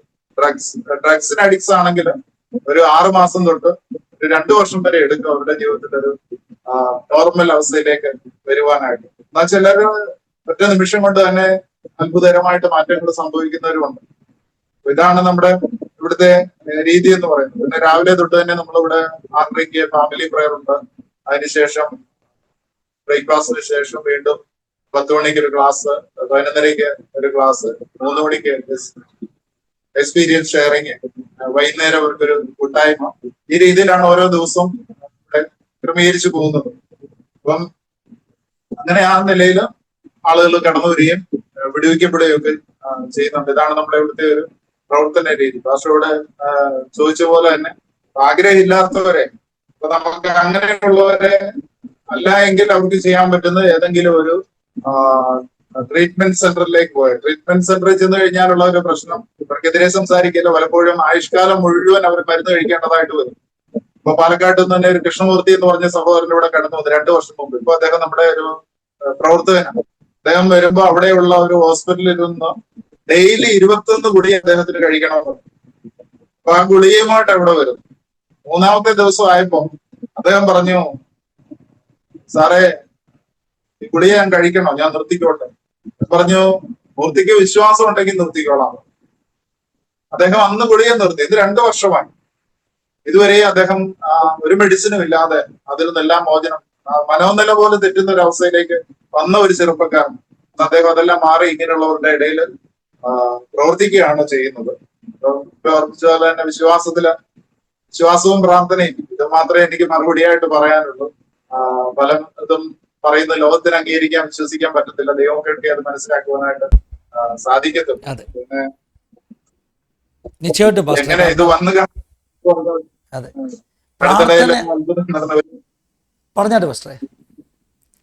ഒരു സ്ത്രീ ഇവിടെ കിടന്നു. അപ്പൊ അവര് തപ്പിപ്പിടിച്ച് അന്വേഷിച്ച് വന്നു. ആരാണ്ടോടൊക്കെ ചോദിച്ചത്.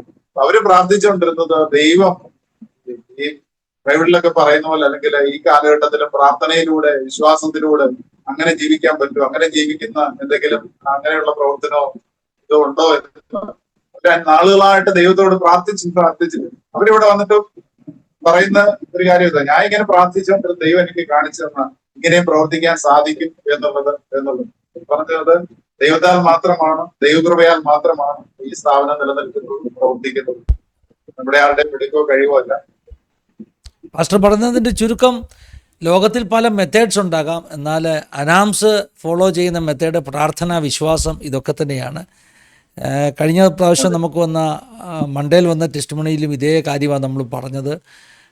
ഇങ്ങനെയുള്ളവരെ നമുക്ക് അവർക്കൊരാഗ്രഹം ഉണ്ടാകാൻ വേണ്ടി അവർക്ക് വേണ്ടി പ്രാർത്ഥിക്കുക, അവരോട് ഫ്രണ്ട്ലി ആയിട്ട് നിൽക്കുക.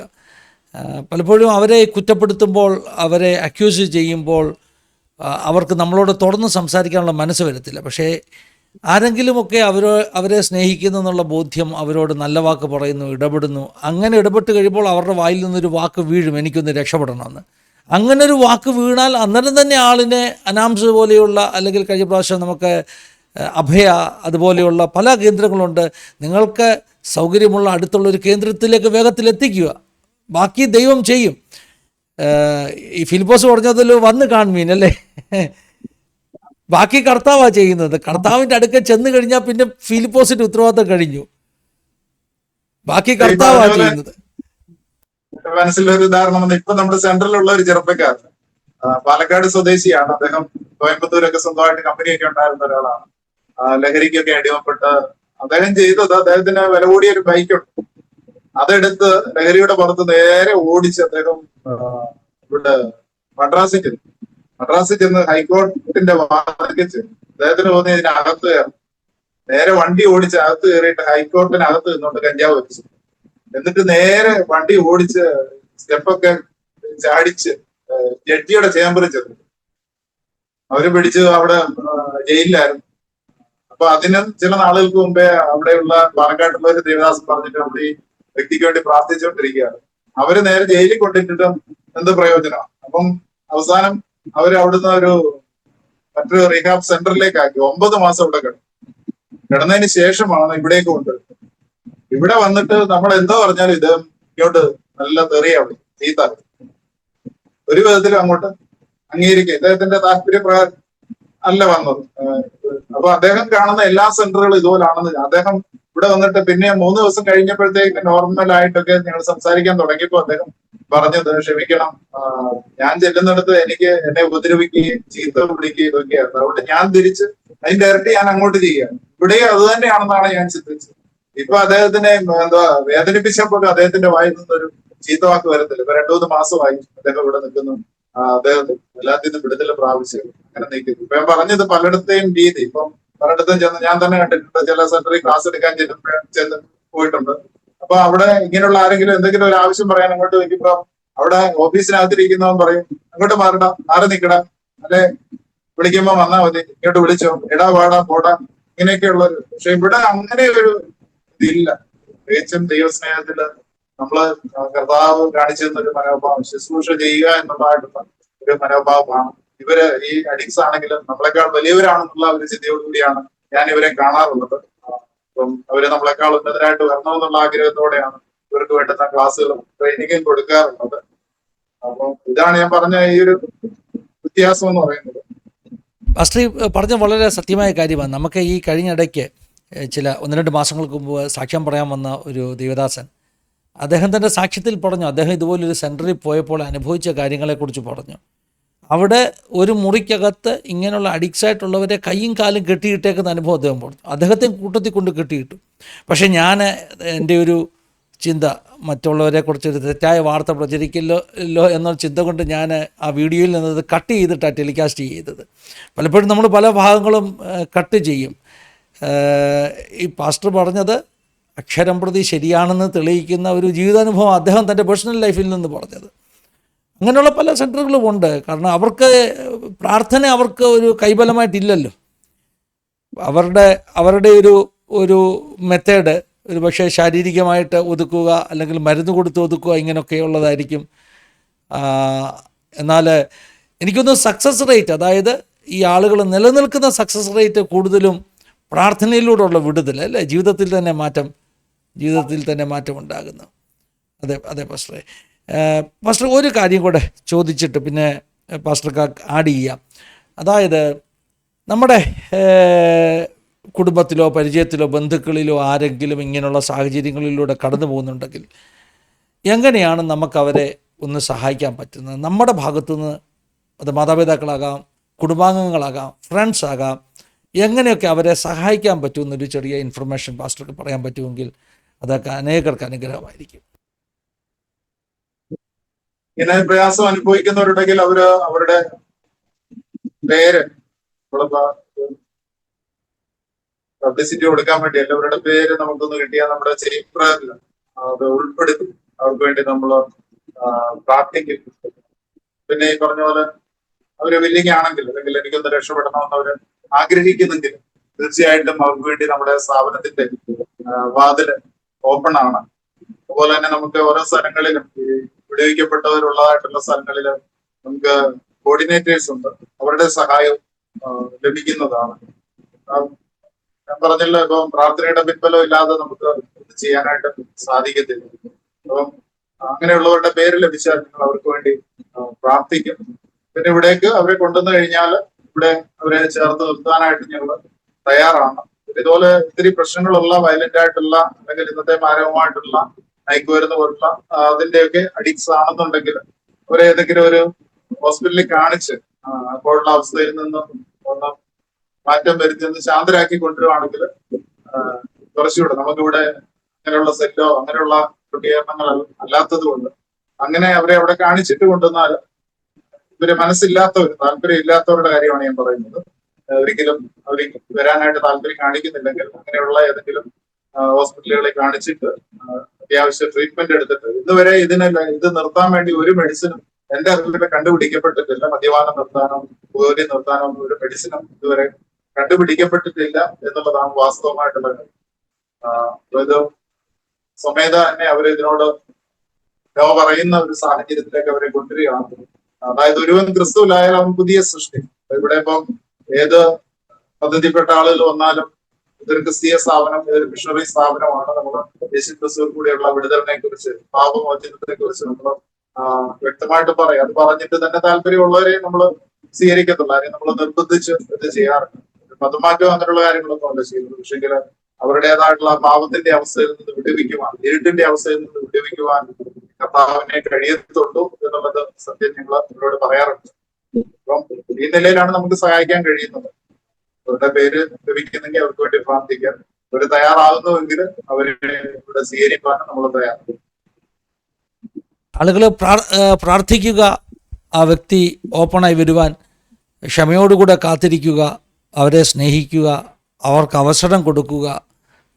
ദൈവം ഇടപെടും. പരിശുദ്ധാത്മാവ് ഇടപെട്ടാൽ ഏത് വ്യക്തിക്കും മാറ്റമുണ്ടാകും.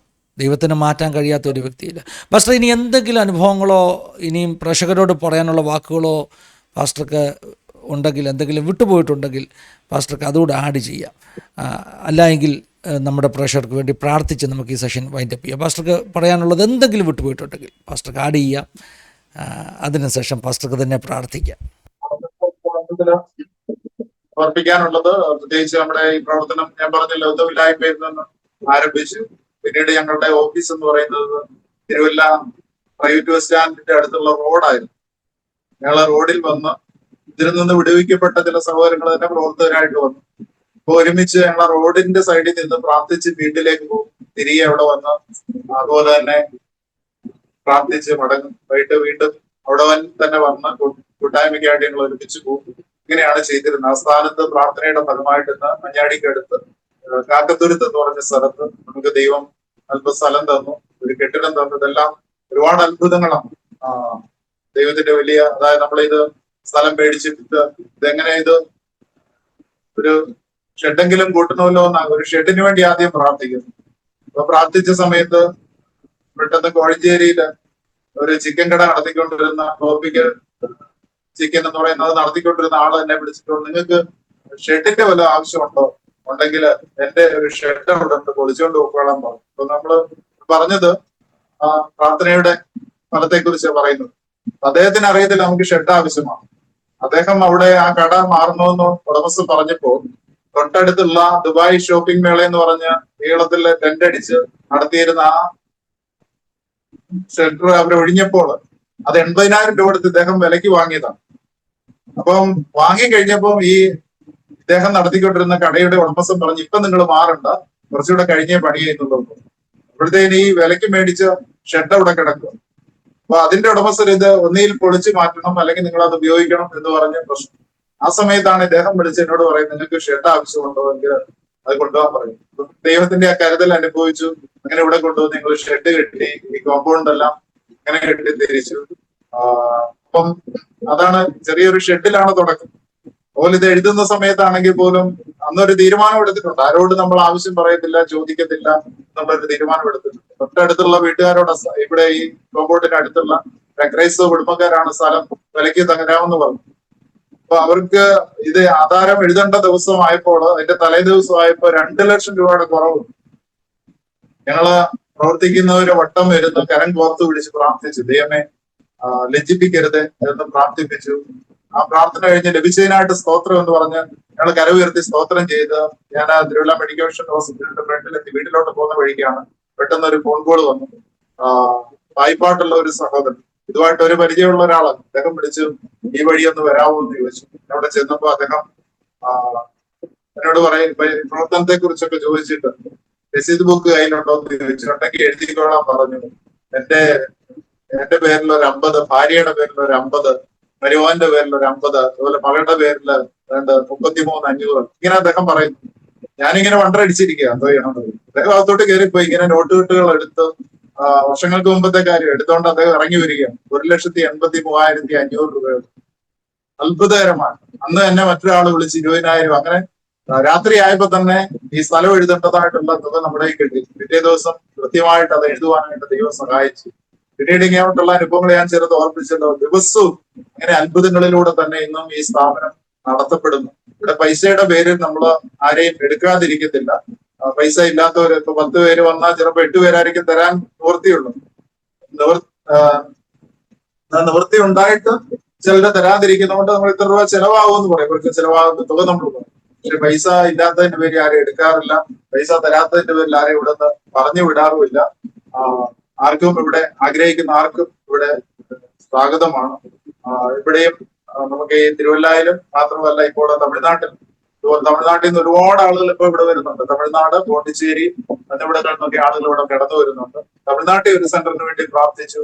ദൈവം അത്ഭുതകരമായിട്ട് തിരുച്ചെന്തൂർ എന്ന് പറഞ്ഞ സ്ഥലത്ത് നമുക്ക് ഒരു സ്ഥലവും കെട്ടിടങ്ങളും എല്ലാം സൗജന്യമായിട്ട് തന്നെ തരാനായിട്ട് അയാൾ വില്ലിംഗ് ആയി അതിന്റെ പ്രോസസ്സ് നടന്നുകൊണ്ടിരിക്കുക. അധികം താമസിയാതെ തമിഴ് ഭാഷ അവർക്ക് വേണ്ടി മാത്രമായിട്ട് ഒരു സെന്റർ ദൈവം തരാൻ പോവുകയാണ്. അതുപോലെ ലേഡീസിന് വേണ്ടി ഇവിടെ ഒരു പ്രയർ നടക്കുന്ന സമയത്ത് ഒരു പെൺകുട്ടി വാതിക്ക് വന്നെന്ന് കരയും. എന്റെ വൈഫ് സുജയ ഇറങ്ങി ചെന്നു. എന്താന്ന് ചോദിച്ചപ്പോ പറഞ്ഞു, എന്റെ അമ്മ ഇവിടെ നിർത്താവും, 20 വർഷമായിട്ട് മദ്യത്തിന് അടിമ. ഇവിടുന്ന് ദൂരെ ഒന്നുമല്ല, കുമ്പനാട വീട്. ഞങ്ങൾ കൈമലർത്തി ആണുങ്ങളുടെ കൂട്ടത്തിൽ അങ്ങനെ ഈ സ്ത്രീയെ നിർത്തുന്നു.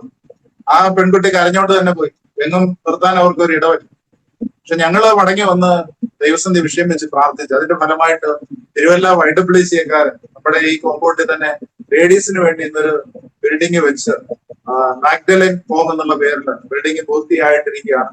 അവിടെ ആളുകൾ എടുത്തു തുടങ്ങിയില്ല, ചില പ്രോസസ്സ് ഇവിടെ ഉണ്ട് എന്നുള്ള ഞാൻ ഓർപ്പിച്ചത്. അങ്ങനെ ഇന്ന് ഏത് ഇതുമായിട്ട് ബന്ധപ്പെട്ട ലേഡീസ് ആകട്ടെ, മറ്റു ഭാഷക്കാരാകട്ടെ, പൂനെയിൽ നമുക്കൊരു സെന്റർ ഉണ്ട്. അത് ചില തടസ്സങ്ങൾ നേരിട്ടേറ്റ് വിളിച്ചത് ഇപ്പൊ ബോംബെക്ക് അടുത്തേക്ക് അത് പ്രവർത്തനം ആരംഭിക്കാനുള്ള ക്രമീകരണങ്ങൾ നടന്നു വരികയാണ്. ഈ നിലയിൽ പല ഭാഷക്കാരായിട്ടുള്ളവരുടെ ഇടയിൽ ഈ പ്രവർത്തനങ്ങൾ നടക്കുന്നുണ്ട്. ഞങ്ങൾക്ക് ധൈര്യമായിട്ട് ഇതുമായിട്ട് ബന്ധപ്പെടാവുന്നതാണ്. ഞങ്ങളെ കഴിയുന്ന സഹായം ഈ രംഗത്ത് ചെയ്യാനായിട്ട് ഒരുക്കമാണ് എന്നുള്ളത് കൃത്യമായിട്ട് ഓർപ്പിക്കുന്നു. പിന്നെ ഇന്ന് സമൂഹം നേരിടുന്ന വലിയ ഒരു വിപത്ത്, മയക്കുമരുന്നിന്റെ ഉപയോഗം കണ്ടമാനം വർദ്ധിച്ചു വരികയാണ്. ആ രംഗത്ത് നമുക്ക് ചെയ്യാനുള്ളതെന്ന് പറയുന്നത് പലപ്പോഴും കുഞ്ഞുങ്ങൾക്ക് ലഭിക്കുന്നതായിട്ടുള്ള കെയർ എന്ന് പറയുമ്പോൾ അവർക്ക് ആവശ്യത്തിലധികം സൗകര്യങ്ങൾ നമ്മൾ ഒരുക്കി കൊടുക്കാം. പക്ഷെ അവർക്ക് വേണ്ടുന്നതായിട്ടുള്ള സ്നേഹവും അവരെ ആത്മീയമായിട്ടുള്ള തലത്തിലേക്ക് നയിക്കപ്പെടുവാനുള്ള അനുഭവങ്ങളും ഇന്ന് കുറഞ്ഞു പോകുന്നതാണ്. എല്ലാവരും ബിസിയാണ്. അതിന്റെ ഫലമായിട്ടാണ് ഇന്ന് കുഞ്ഞുങ്ങൾ പലപ്പോഴും ഇതിലേക്ക് മയക്കുമരുന്നിലേക്കൊക്കെ വലിയവര് മുതിർന്നവരല്ല ഇന്ന് ഈ രാസലഹരിയിലേക്കൊക്കെ തിരിയുന്നത്. കുഞ്ഞുങ്ങളെയാണ് അവരുടെ വലയിൽ വീഴ്ത്തുന്നതും അതിലേക്ക് പോയിക്കൊണ്ടിരിക്കുന്നത്. അതുമൂലമുള്ള പ്രശ്നമാണല്ലോ കേരളത്തിലും മറ്റിടങ്ങളിലും ഒക്കെ നമ്മൾ അനുഭവിച്ചുകൊണ്ടിരിക്കുന്നത്.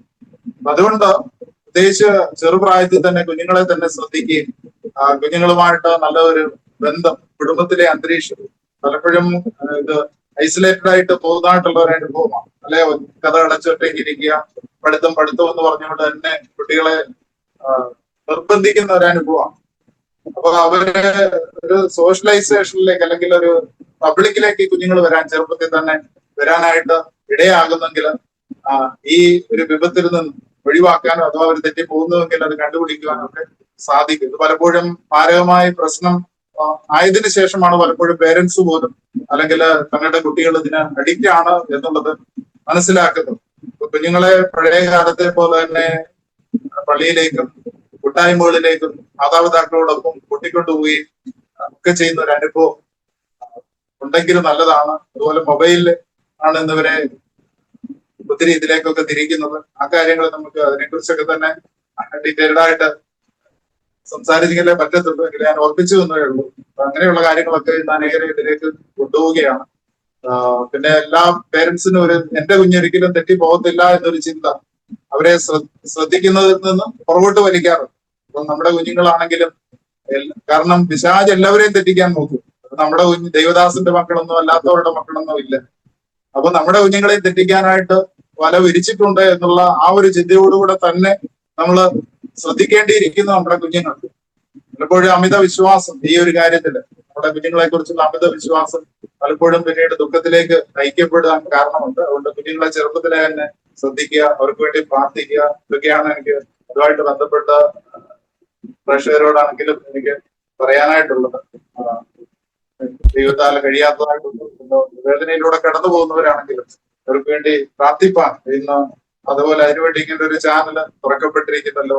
അതുപോലുള്ള അനേകരെ ഈ രംഗത്ത് പ്രവർത്തിക്കുന്നവരെ പരിചയപ്പെടുത്തുവാനൊക്കെ ഇടയാ. നിങ്ങൾക്ക് വേണ്ടി ആയിരിക്കാം ഒരു പക്ഷെങ്കിൽ നിങ്ങളുടെ കണ്ണുനീരിന്റെ മറുപടിയായിട്ടായിരിക്കാം ഇന്നിങ്ങനെ എനിക്കും ഈ ഒരു ലൈവില് വരുവാനായിട്ട് ഇടയായി തീർന്നത് എന്ന് ഞാൻ വിശ്വസിക്കുന്നു. താങ്ക് യു പാസ്റ്ററെ. ഒത്തിരി സ്വാധീനങ്ങളുണ്ട് ഇതിൻ്റെയൊക്കെ പിന്നിൽ. അതൊക്കെ വളരെ വിശദമായിട്ട് നമ്മൾ ചർച്ച ചെയ്യേണ്ട കാര്യങ്ങളാണ്. പാസ്റ്റർ പറഞ്ഞാലും മൊബൈലും ഇന്നത്തെ മീഡിയയും കുഞ്ഞുങ്ങൾ കാണുന്നത്. എനിക്ക് പ്രേക്ഷകരോട് പറയാനുള്ളത്, ചെറിയ പ്രായത്തിലെ കുഞ്ഞുങ്ങളെ നമ്മുടെ കൂടെ ആത്മീയ കൂട്ടായ്മകൾക്ക് കൊണ്ടുപോകണം. വിദ്യാഭ്യാസവും പണമുണ്ടാക്കുന്നതും വലിയ ജോലിയും ഒന്നുമല്ല ജീവിത വിജയം എന്ന് അവരെ പഠിപ്പിക്കണം. നമ്മൾ തെറ്റായ സന്ദേശമാണ് കുഞ്ഞുങ്ങൾക്ക് കൊടുക്കുന്നത്. നല്ല സിറ്റിസൺ ആകുക, നല്ല ഒരു മനുഷ്യനാകുക എന്നതാണ് ഏറ്റവും പ്രധാനമെന്ന് ചെറിയ പ്രായത്തിലെ പഠിപ്പിക്കണം. അമ്മയുടെയും അപ്പൻ്റെയും കൈപിടിച്ച് പള്ളിയിലേക്ക് ആരാധനകളിലേക്ക് കുഞ്ഞുങ്ങൾ ചെറിയ പ്രായത്തിലെ നടന്നാൽ അവരുടെ ജീവിതത്തിൽ ആ വചനത്തിന് സ്വാധീനം ഉണ്ടാകും. നമ്മുടെ നാട്ടിൽ പറയത്തില്ലേ, കതിരെ കൊണ്ട് വളം വെച്ചിട്ട് കാര്യമില്ലെന്ന് പറയത്തില്ലേ. അതുകൊണ്ട് അറ്റ് ദ ഏർലിയസ്റ്റ് നമ്മുടെ കുഞ്ഞുങ്ങളെ അങ്ങനെ നമുക്ക് അഭ്യസിപ്പിക്കാം. പാസ്റ്റർക്ക് തന്നെ ഒന്ന് പ്രാർത്ഥിക്കാം. പ്രത്യേകിച്ചും ഇങ്ങനെയുള്ള പ്രശ്നങ്ങളിലൂടെ കടന്നു പോകുന്നവർക്ക് അതൊരു വിടുതലാകട്ടെ, അനുഗ്രഹമാകട്ടെ. നമ്മുടെ പ്രേക്ഷകർക്ക് വേണ്ടി പാസ്റ്റർ ഒന്ന് പ്രാർത്ഥിക്കണം. സ്തോത്രം.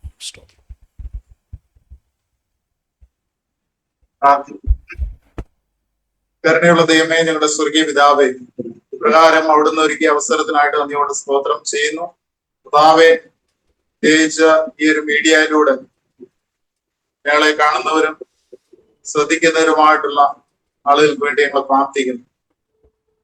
അവരുടെ വിശ്വാസം വർദ്ധിക്കുവാനും ദൈവസന്ധിയിലേക്ക് അടുത്തു വരുവാനും ഒക്കെ ഇത് മുഖാന്തരമാക്കണം. ഇതേ അവസരത്തിൽ തന്നെ കർത്താവേ, ഞങ്ങൾ ഈ ലോകത്തിൽ ലഹരിയുടെ ദുരിതം അനുഭവിക്കുന്ന ഒരുപാട് ആളുകളുണ്ടല്ലോ, അവർക്ക് വേണ്ടി പ്രാർത്ഥിക്കുന്നു കർത്താവ്. ഒത്തിരി മാതാപിതാക്കൾ, ഒത്തിരി സഹോദരങ്ങൾ സമാധാനമില്ലാതെ, സ്വസ്ഥതയില്ലാതെ, സന്തോഷമില്ലാതെ ഭാരപ്പെടുന്ന അനവധി ആളുകളുണ്ട്. അവർക്ക് വേണ്ടി എല്ലാം ഞങ്ങൾ പ്രാർത്ഥിക്കുന്നു. പല ഭാഷക്കാരും പല ദേശക്കാരും പല വംശത്തിലുള്ളവരും ആയിരിക്കും. പക്ഷെ അവരുടെ ഇടയിലെല്ലാം കർത്താവെ ഞങ്ങൾ പ്രവർത്തിക്കണമെന്നുള്ളതല്ല, ഞങ്ങളെ പോലെ പ്രവർത്തിപ്പാൻ അനേകരെ എഴുന്നേൽപ്പിക്കണമേ എന്ന് പ്രാർത്ഥിക്കുന്നു. അനേക സഭകളും അനേക സംഘടനകളും അനേക വ്യക്തികളും ഈ രംഗത്ത് കർത്താവെ ഇങ്ങനെ ഭാരപ്പെടുന്നവരെ, നഷ്ടപ്പെടുന്നവരെ രക്ഷിക്കുന്ന പ്രവർത്തനത്തിലേക്ക് ഇറങ്ങുവാൻ തക്കണം ഈ ദിവസങ്ങൾ ഇടയാക്കണമേ എന്ന് പ്രാർത്ഥിക്കുന്നു. കർത്താവെ, അതുപോലെ ഇപ്പോൾ കർത്താവെ ഈ ദുരിതത്തിലായിരിക്കുന്ന ജീവിതങ്ങൾക്ക് വേണ്ടി പ്രാർത്ഥിക്കുന്നു. കർത്താവെ, പ്രാർത്ഥനയുടെ ശക്തിക്ക്, കർത്താവെ ദൈവവചനത്തിന് ബന്ധനമില്ലല്ലോ കർത്താവെ. അത് കർത്താവെ മൈലുകൾക്ക് അപ്പുറമാണെങ്കിലും കർത്താവെ അത് ക്രിയ ചെയ്യണമെന്ന് പ്രാർത്ഥിക്കുന്നു. കർത്താവെ, ഇത് കേൾക്കുന്ന ജീവിതങ്ങളുടെ മേല് വചനത്തിന്റെ ശക്തി ഇറങ്ങണമെന്ന് പ്രാർത്ഥിക്കുന്നു കർത്താവെ. അവിടുന്ന് വിടുവിക്കുന്ന ദൈവമാണല്ലോ. പിശാചിന്റെ പ്രവൃത്തികളെ അഴിപ്പാൻ മനുഷ്യപുത്രൻ വന്നുവെന്ന് തിരുവചനം ഞങ്ങളെ പഠിപ്പിക്കുന്നെങ്കിൽ കർത്താവ്, ഇത് കേൾക്കുന്ന ജീവിതങ്ങളുടെ മേൽ, ഒരുമായിട്ട് ബന്ധപ്പെട്ടവരുടെ മേൽ ആരില്ലെങ്കിലും പൈശാചിക ശക്തി അല്ലെങ്കിൽ ഈ മദ്യപാന ആസക്തി, ലഹരി ആസക്തി വരിഞ്ഞു മുറുകിയിട്ടുണ്ടെങ്കിൽ യേശു ക്രിസ്തുവിന്റെ നാമത്തില് ആ ബന്ധനത്തിൽ നിന്ന് വിടുവിച്ച് പ്രാർത്ഥിക്കുന്നു കർത്താവെ. അവിടുത്തെ നാമം ജയമെടുക്കണമെന്ന് പ്രാർത്ഥിക്കുന്നു കർത്താവെ. താല്പര്യമില്ലാത്തവരില്, വിടുതലിന് താല്പര്യമില്ലാത്തവരില് ഒരു താല്പര്യം ജനിപ്പാൻ തക്കവണ്ണം കർത്താവ് ഇടയാക്കണമെന്ന് പ്രാർത്ഥിക്കുന്നു കർത്താവെ. വരും ദിവസങ്ങളിൽ കർത്താവെ നല്ല റിസൾട്ട്, വിടുവിക്കപ്പെട്ട അനേകരുടെ സാക്ഷ്യങ്ങൾ ഇതിലൂടെ കേൾക്കുവാൻ തക്കവണ്ണം ദൈവം അത്ഭുതം പ്രവർത്തിക്കണമേ എന്ന് പ്രാർത്ഥിക്കുന്നു കർത്താവെ. അവിടുന്ന് അങ്ങനെ ചെയ്യുന്ന കൃപയ്ക്കായിട്ട് സ്തോത്രം ചെയ്യുന്നു. അതുപോലെ കർത്താവെ, ഈ ശുശ്രൂഷയ്ക്ക് നേതൃത്വം വഹിക്കുന്ന, ഈ ആസാദി ചാനലിന് നേതൃത്വം നൽകുന്ന കർത്തൃദാസനെയും കുടുംബത്തെ അവിടുത്തെ കരങ്ങളിലേക്ക് ഇതുമായിട്ട് ബന്ധപ്പെട്ട എല്ലാവരെയും അനുഗ്രഹിച്ചു പ്രാർത്ഥിക്കുന്നു. ഏഴയ്ക്കും കർത്താവ് ഇങ്ങനെ ഒരു അവസരം അന്ന് ഒരുക്കിയതിനായിട്ട് സ്തോത്രം ചെയ്യുന്നു. അവിടുത്തെ നാമം മാത്രം മഹത്വം കൊടുക്കണം. എല്ലാം യേശു ക്രിസ്തുവിന്റെ നാമത്തിൽ തന്നെ. ആമേൻ, ആമേൻ. പിതാപുത്ര പരിശുദ്ധാത്മാവാകുന്ന ത്രിയേക ദൈവത്തിൻ്റെ കൂട്ടായ്മ, സഹവാസക്കാവൽ നമ്മളെല്ലാവരുടെ പേരും, പ്രത്യേകിച്ച് പ്രധാനദാസൻ ജോർജി തൻ്റെ ശുശ്രൂഷകൾ കുടുംബം ഇന്നു മുതൽ എപ്പോഴും എന്നേക്കും ഉണ്ടായിരിക്കുമാറാകട്ടെ. ആമേൻ. താങ്ക് യു സാറേ, ഇത്രയും സമയം ഞങ്ങളോടൊപ്പം വന്ന സമയങ്ങൾ പങ്കുവച്ചതിൽ ധാരാളമായിട്ട് അനുഗ്രഹിക്കട്ടെ. സാറിൻ്റെ കോൺടാക്ട് ഡീറ്റെയിൽസ് വേണ്ടവർ ദയവായിട്ട് നമ്മുടെ പ്രെയർ ലൈൻ നമ്പറിൽ വാട്സപ്പ് മെസ്സേജ് ഇടുക. ഞാൻ നിങ്ങൾക്ക് കോൺടാക്ട് ഡീറ്റെയിൽസ് ഷെയർ ചെയ്യാം. അത് അനേകർക്ക് അനുഗ്രഹമാകട്ടെ. God bless you all. എല്ലാവരെയും ദൈവം അനുഗ്രഹിക്കട്ടെ. Praise God.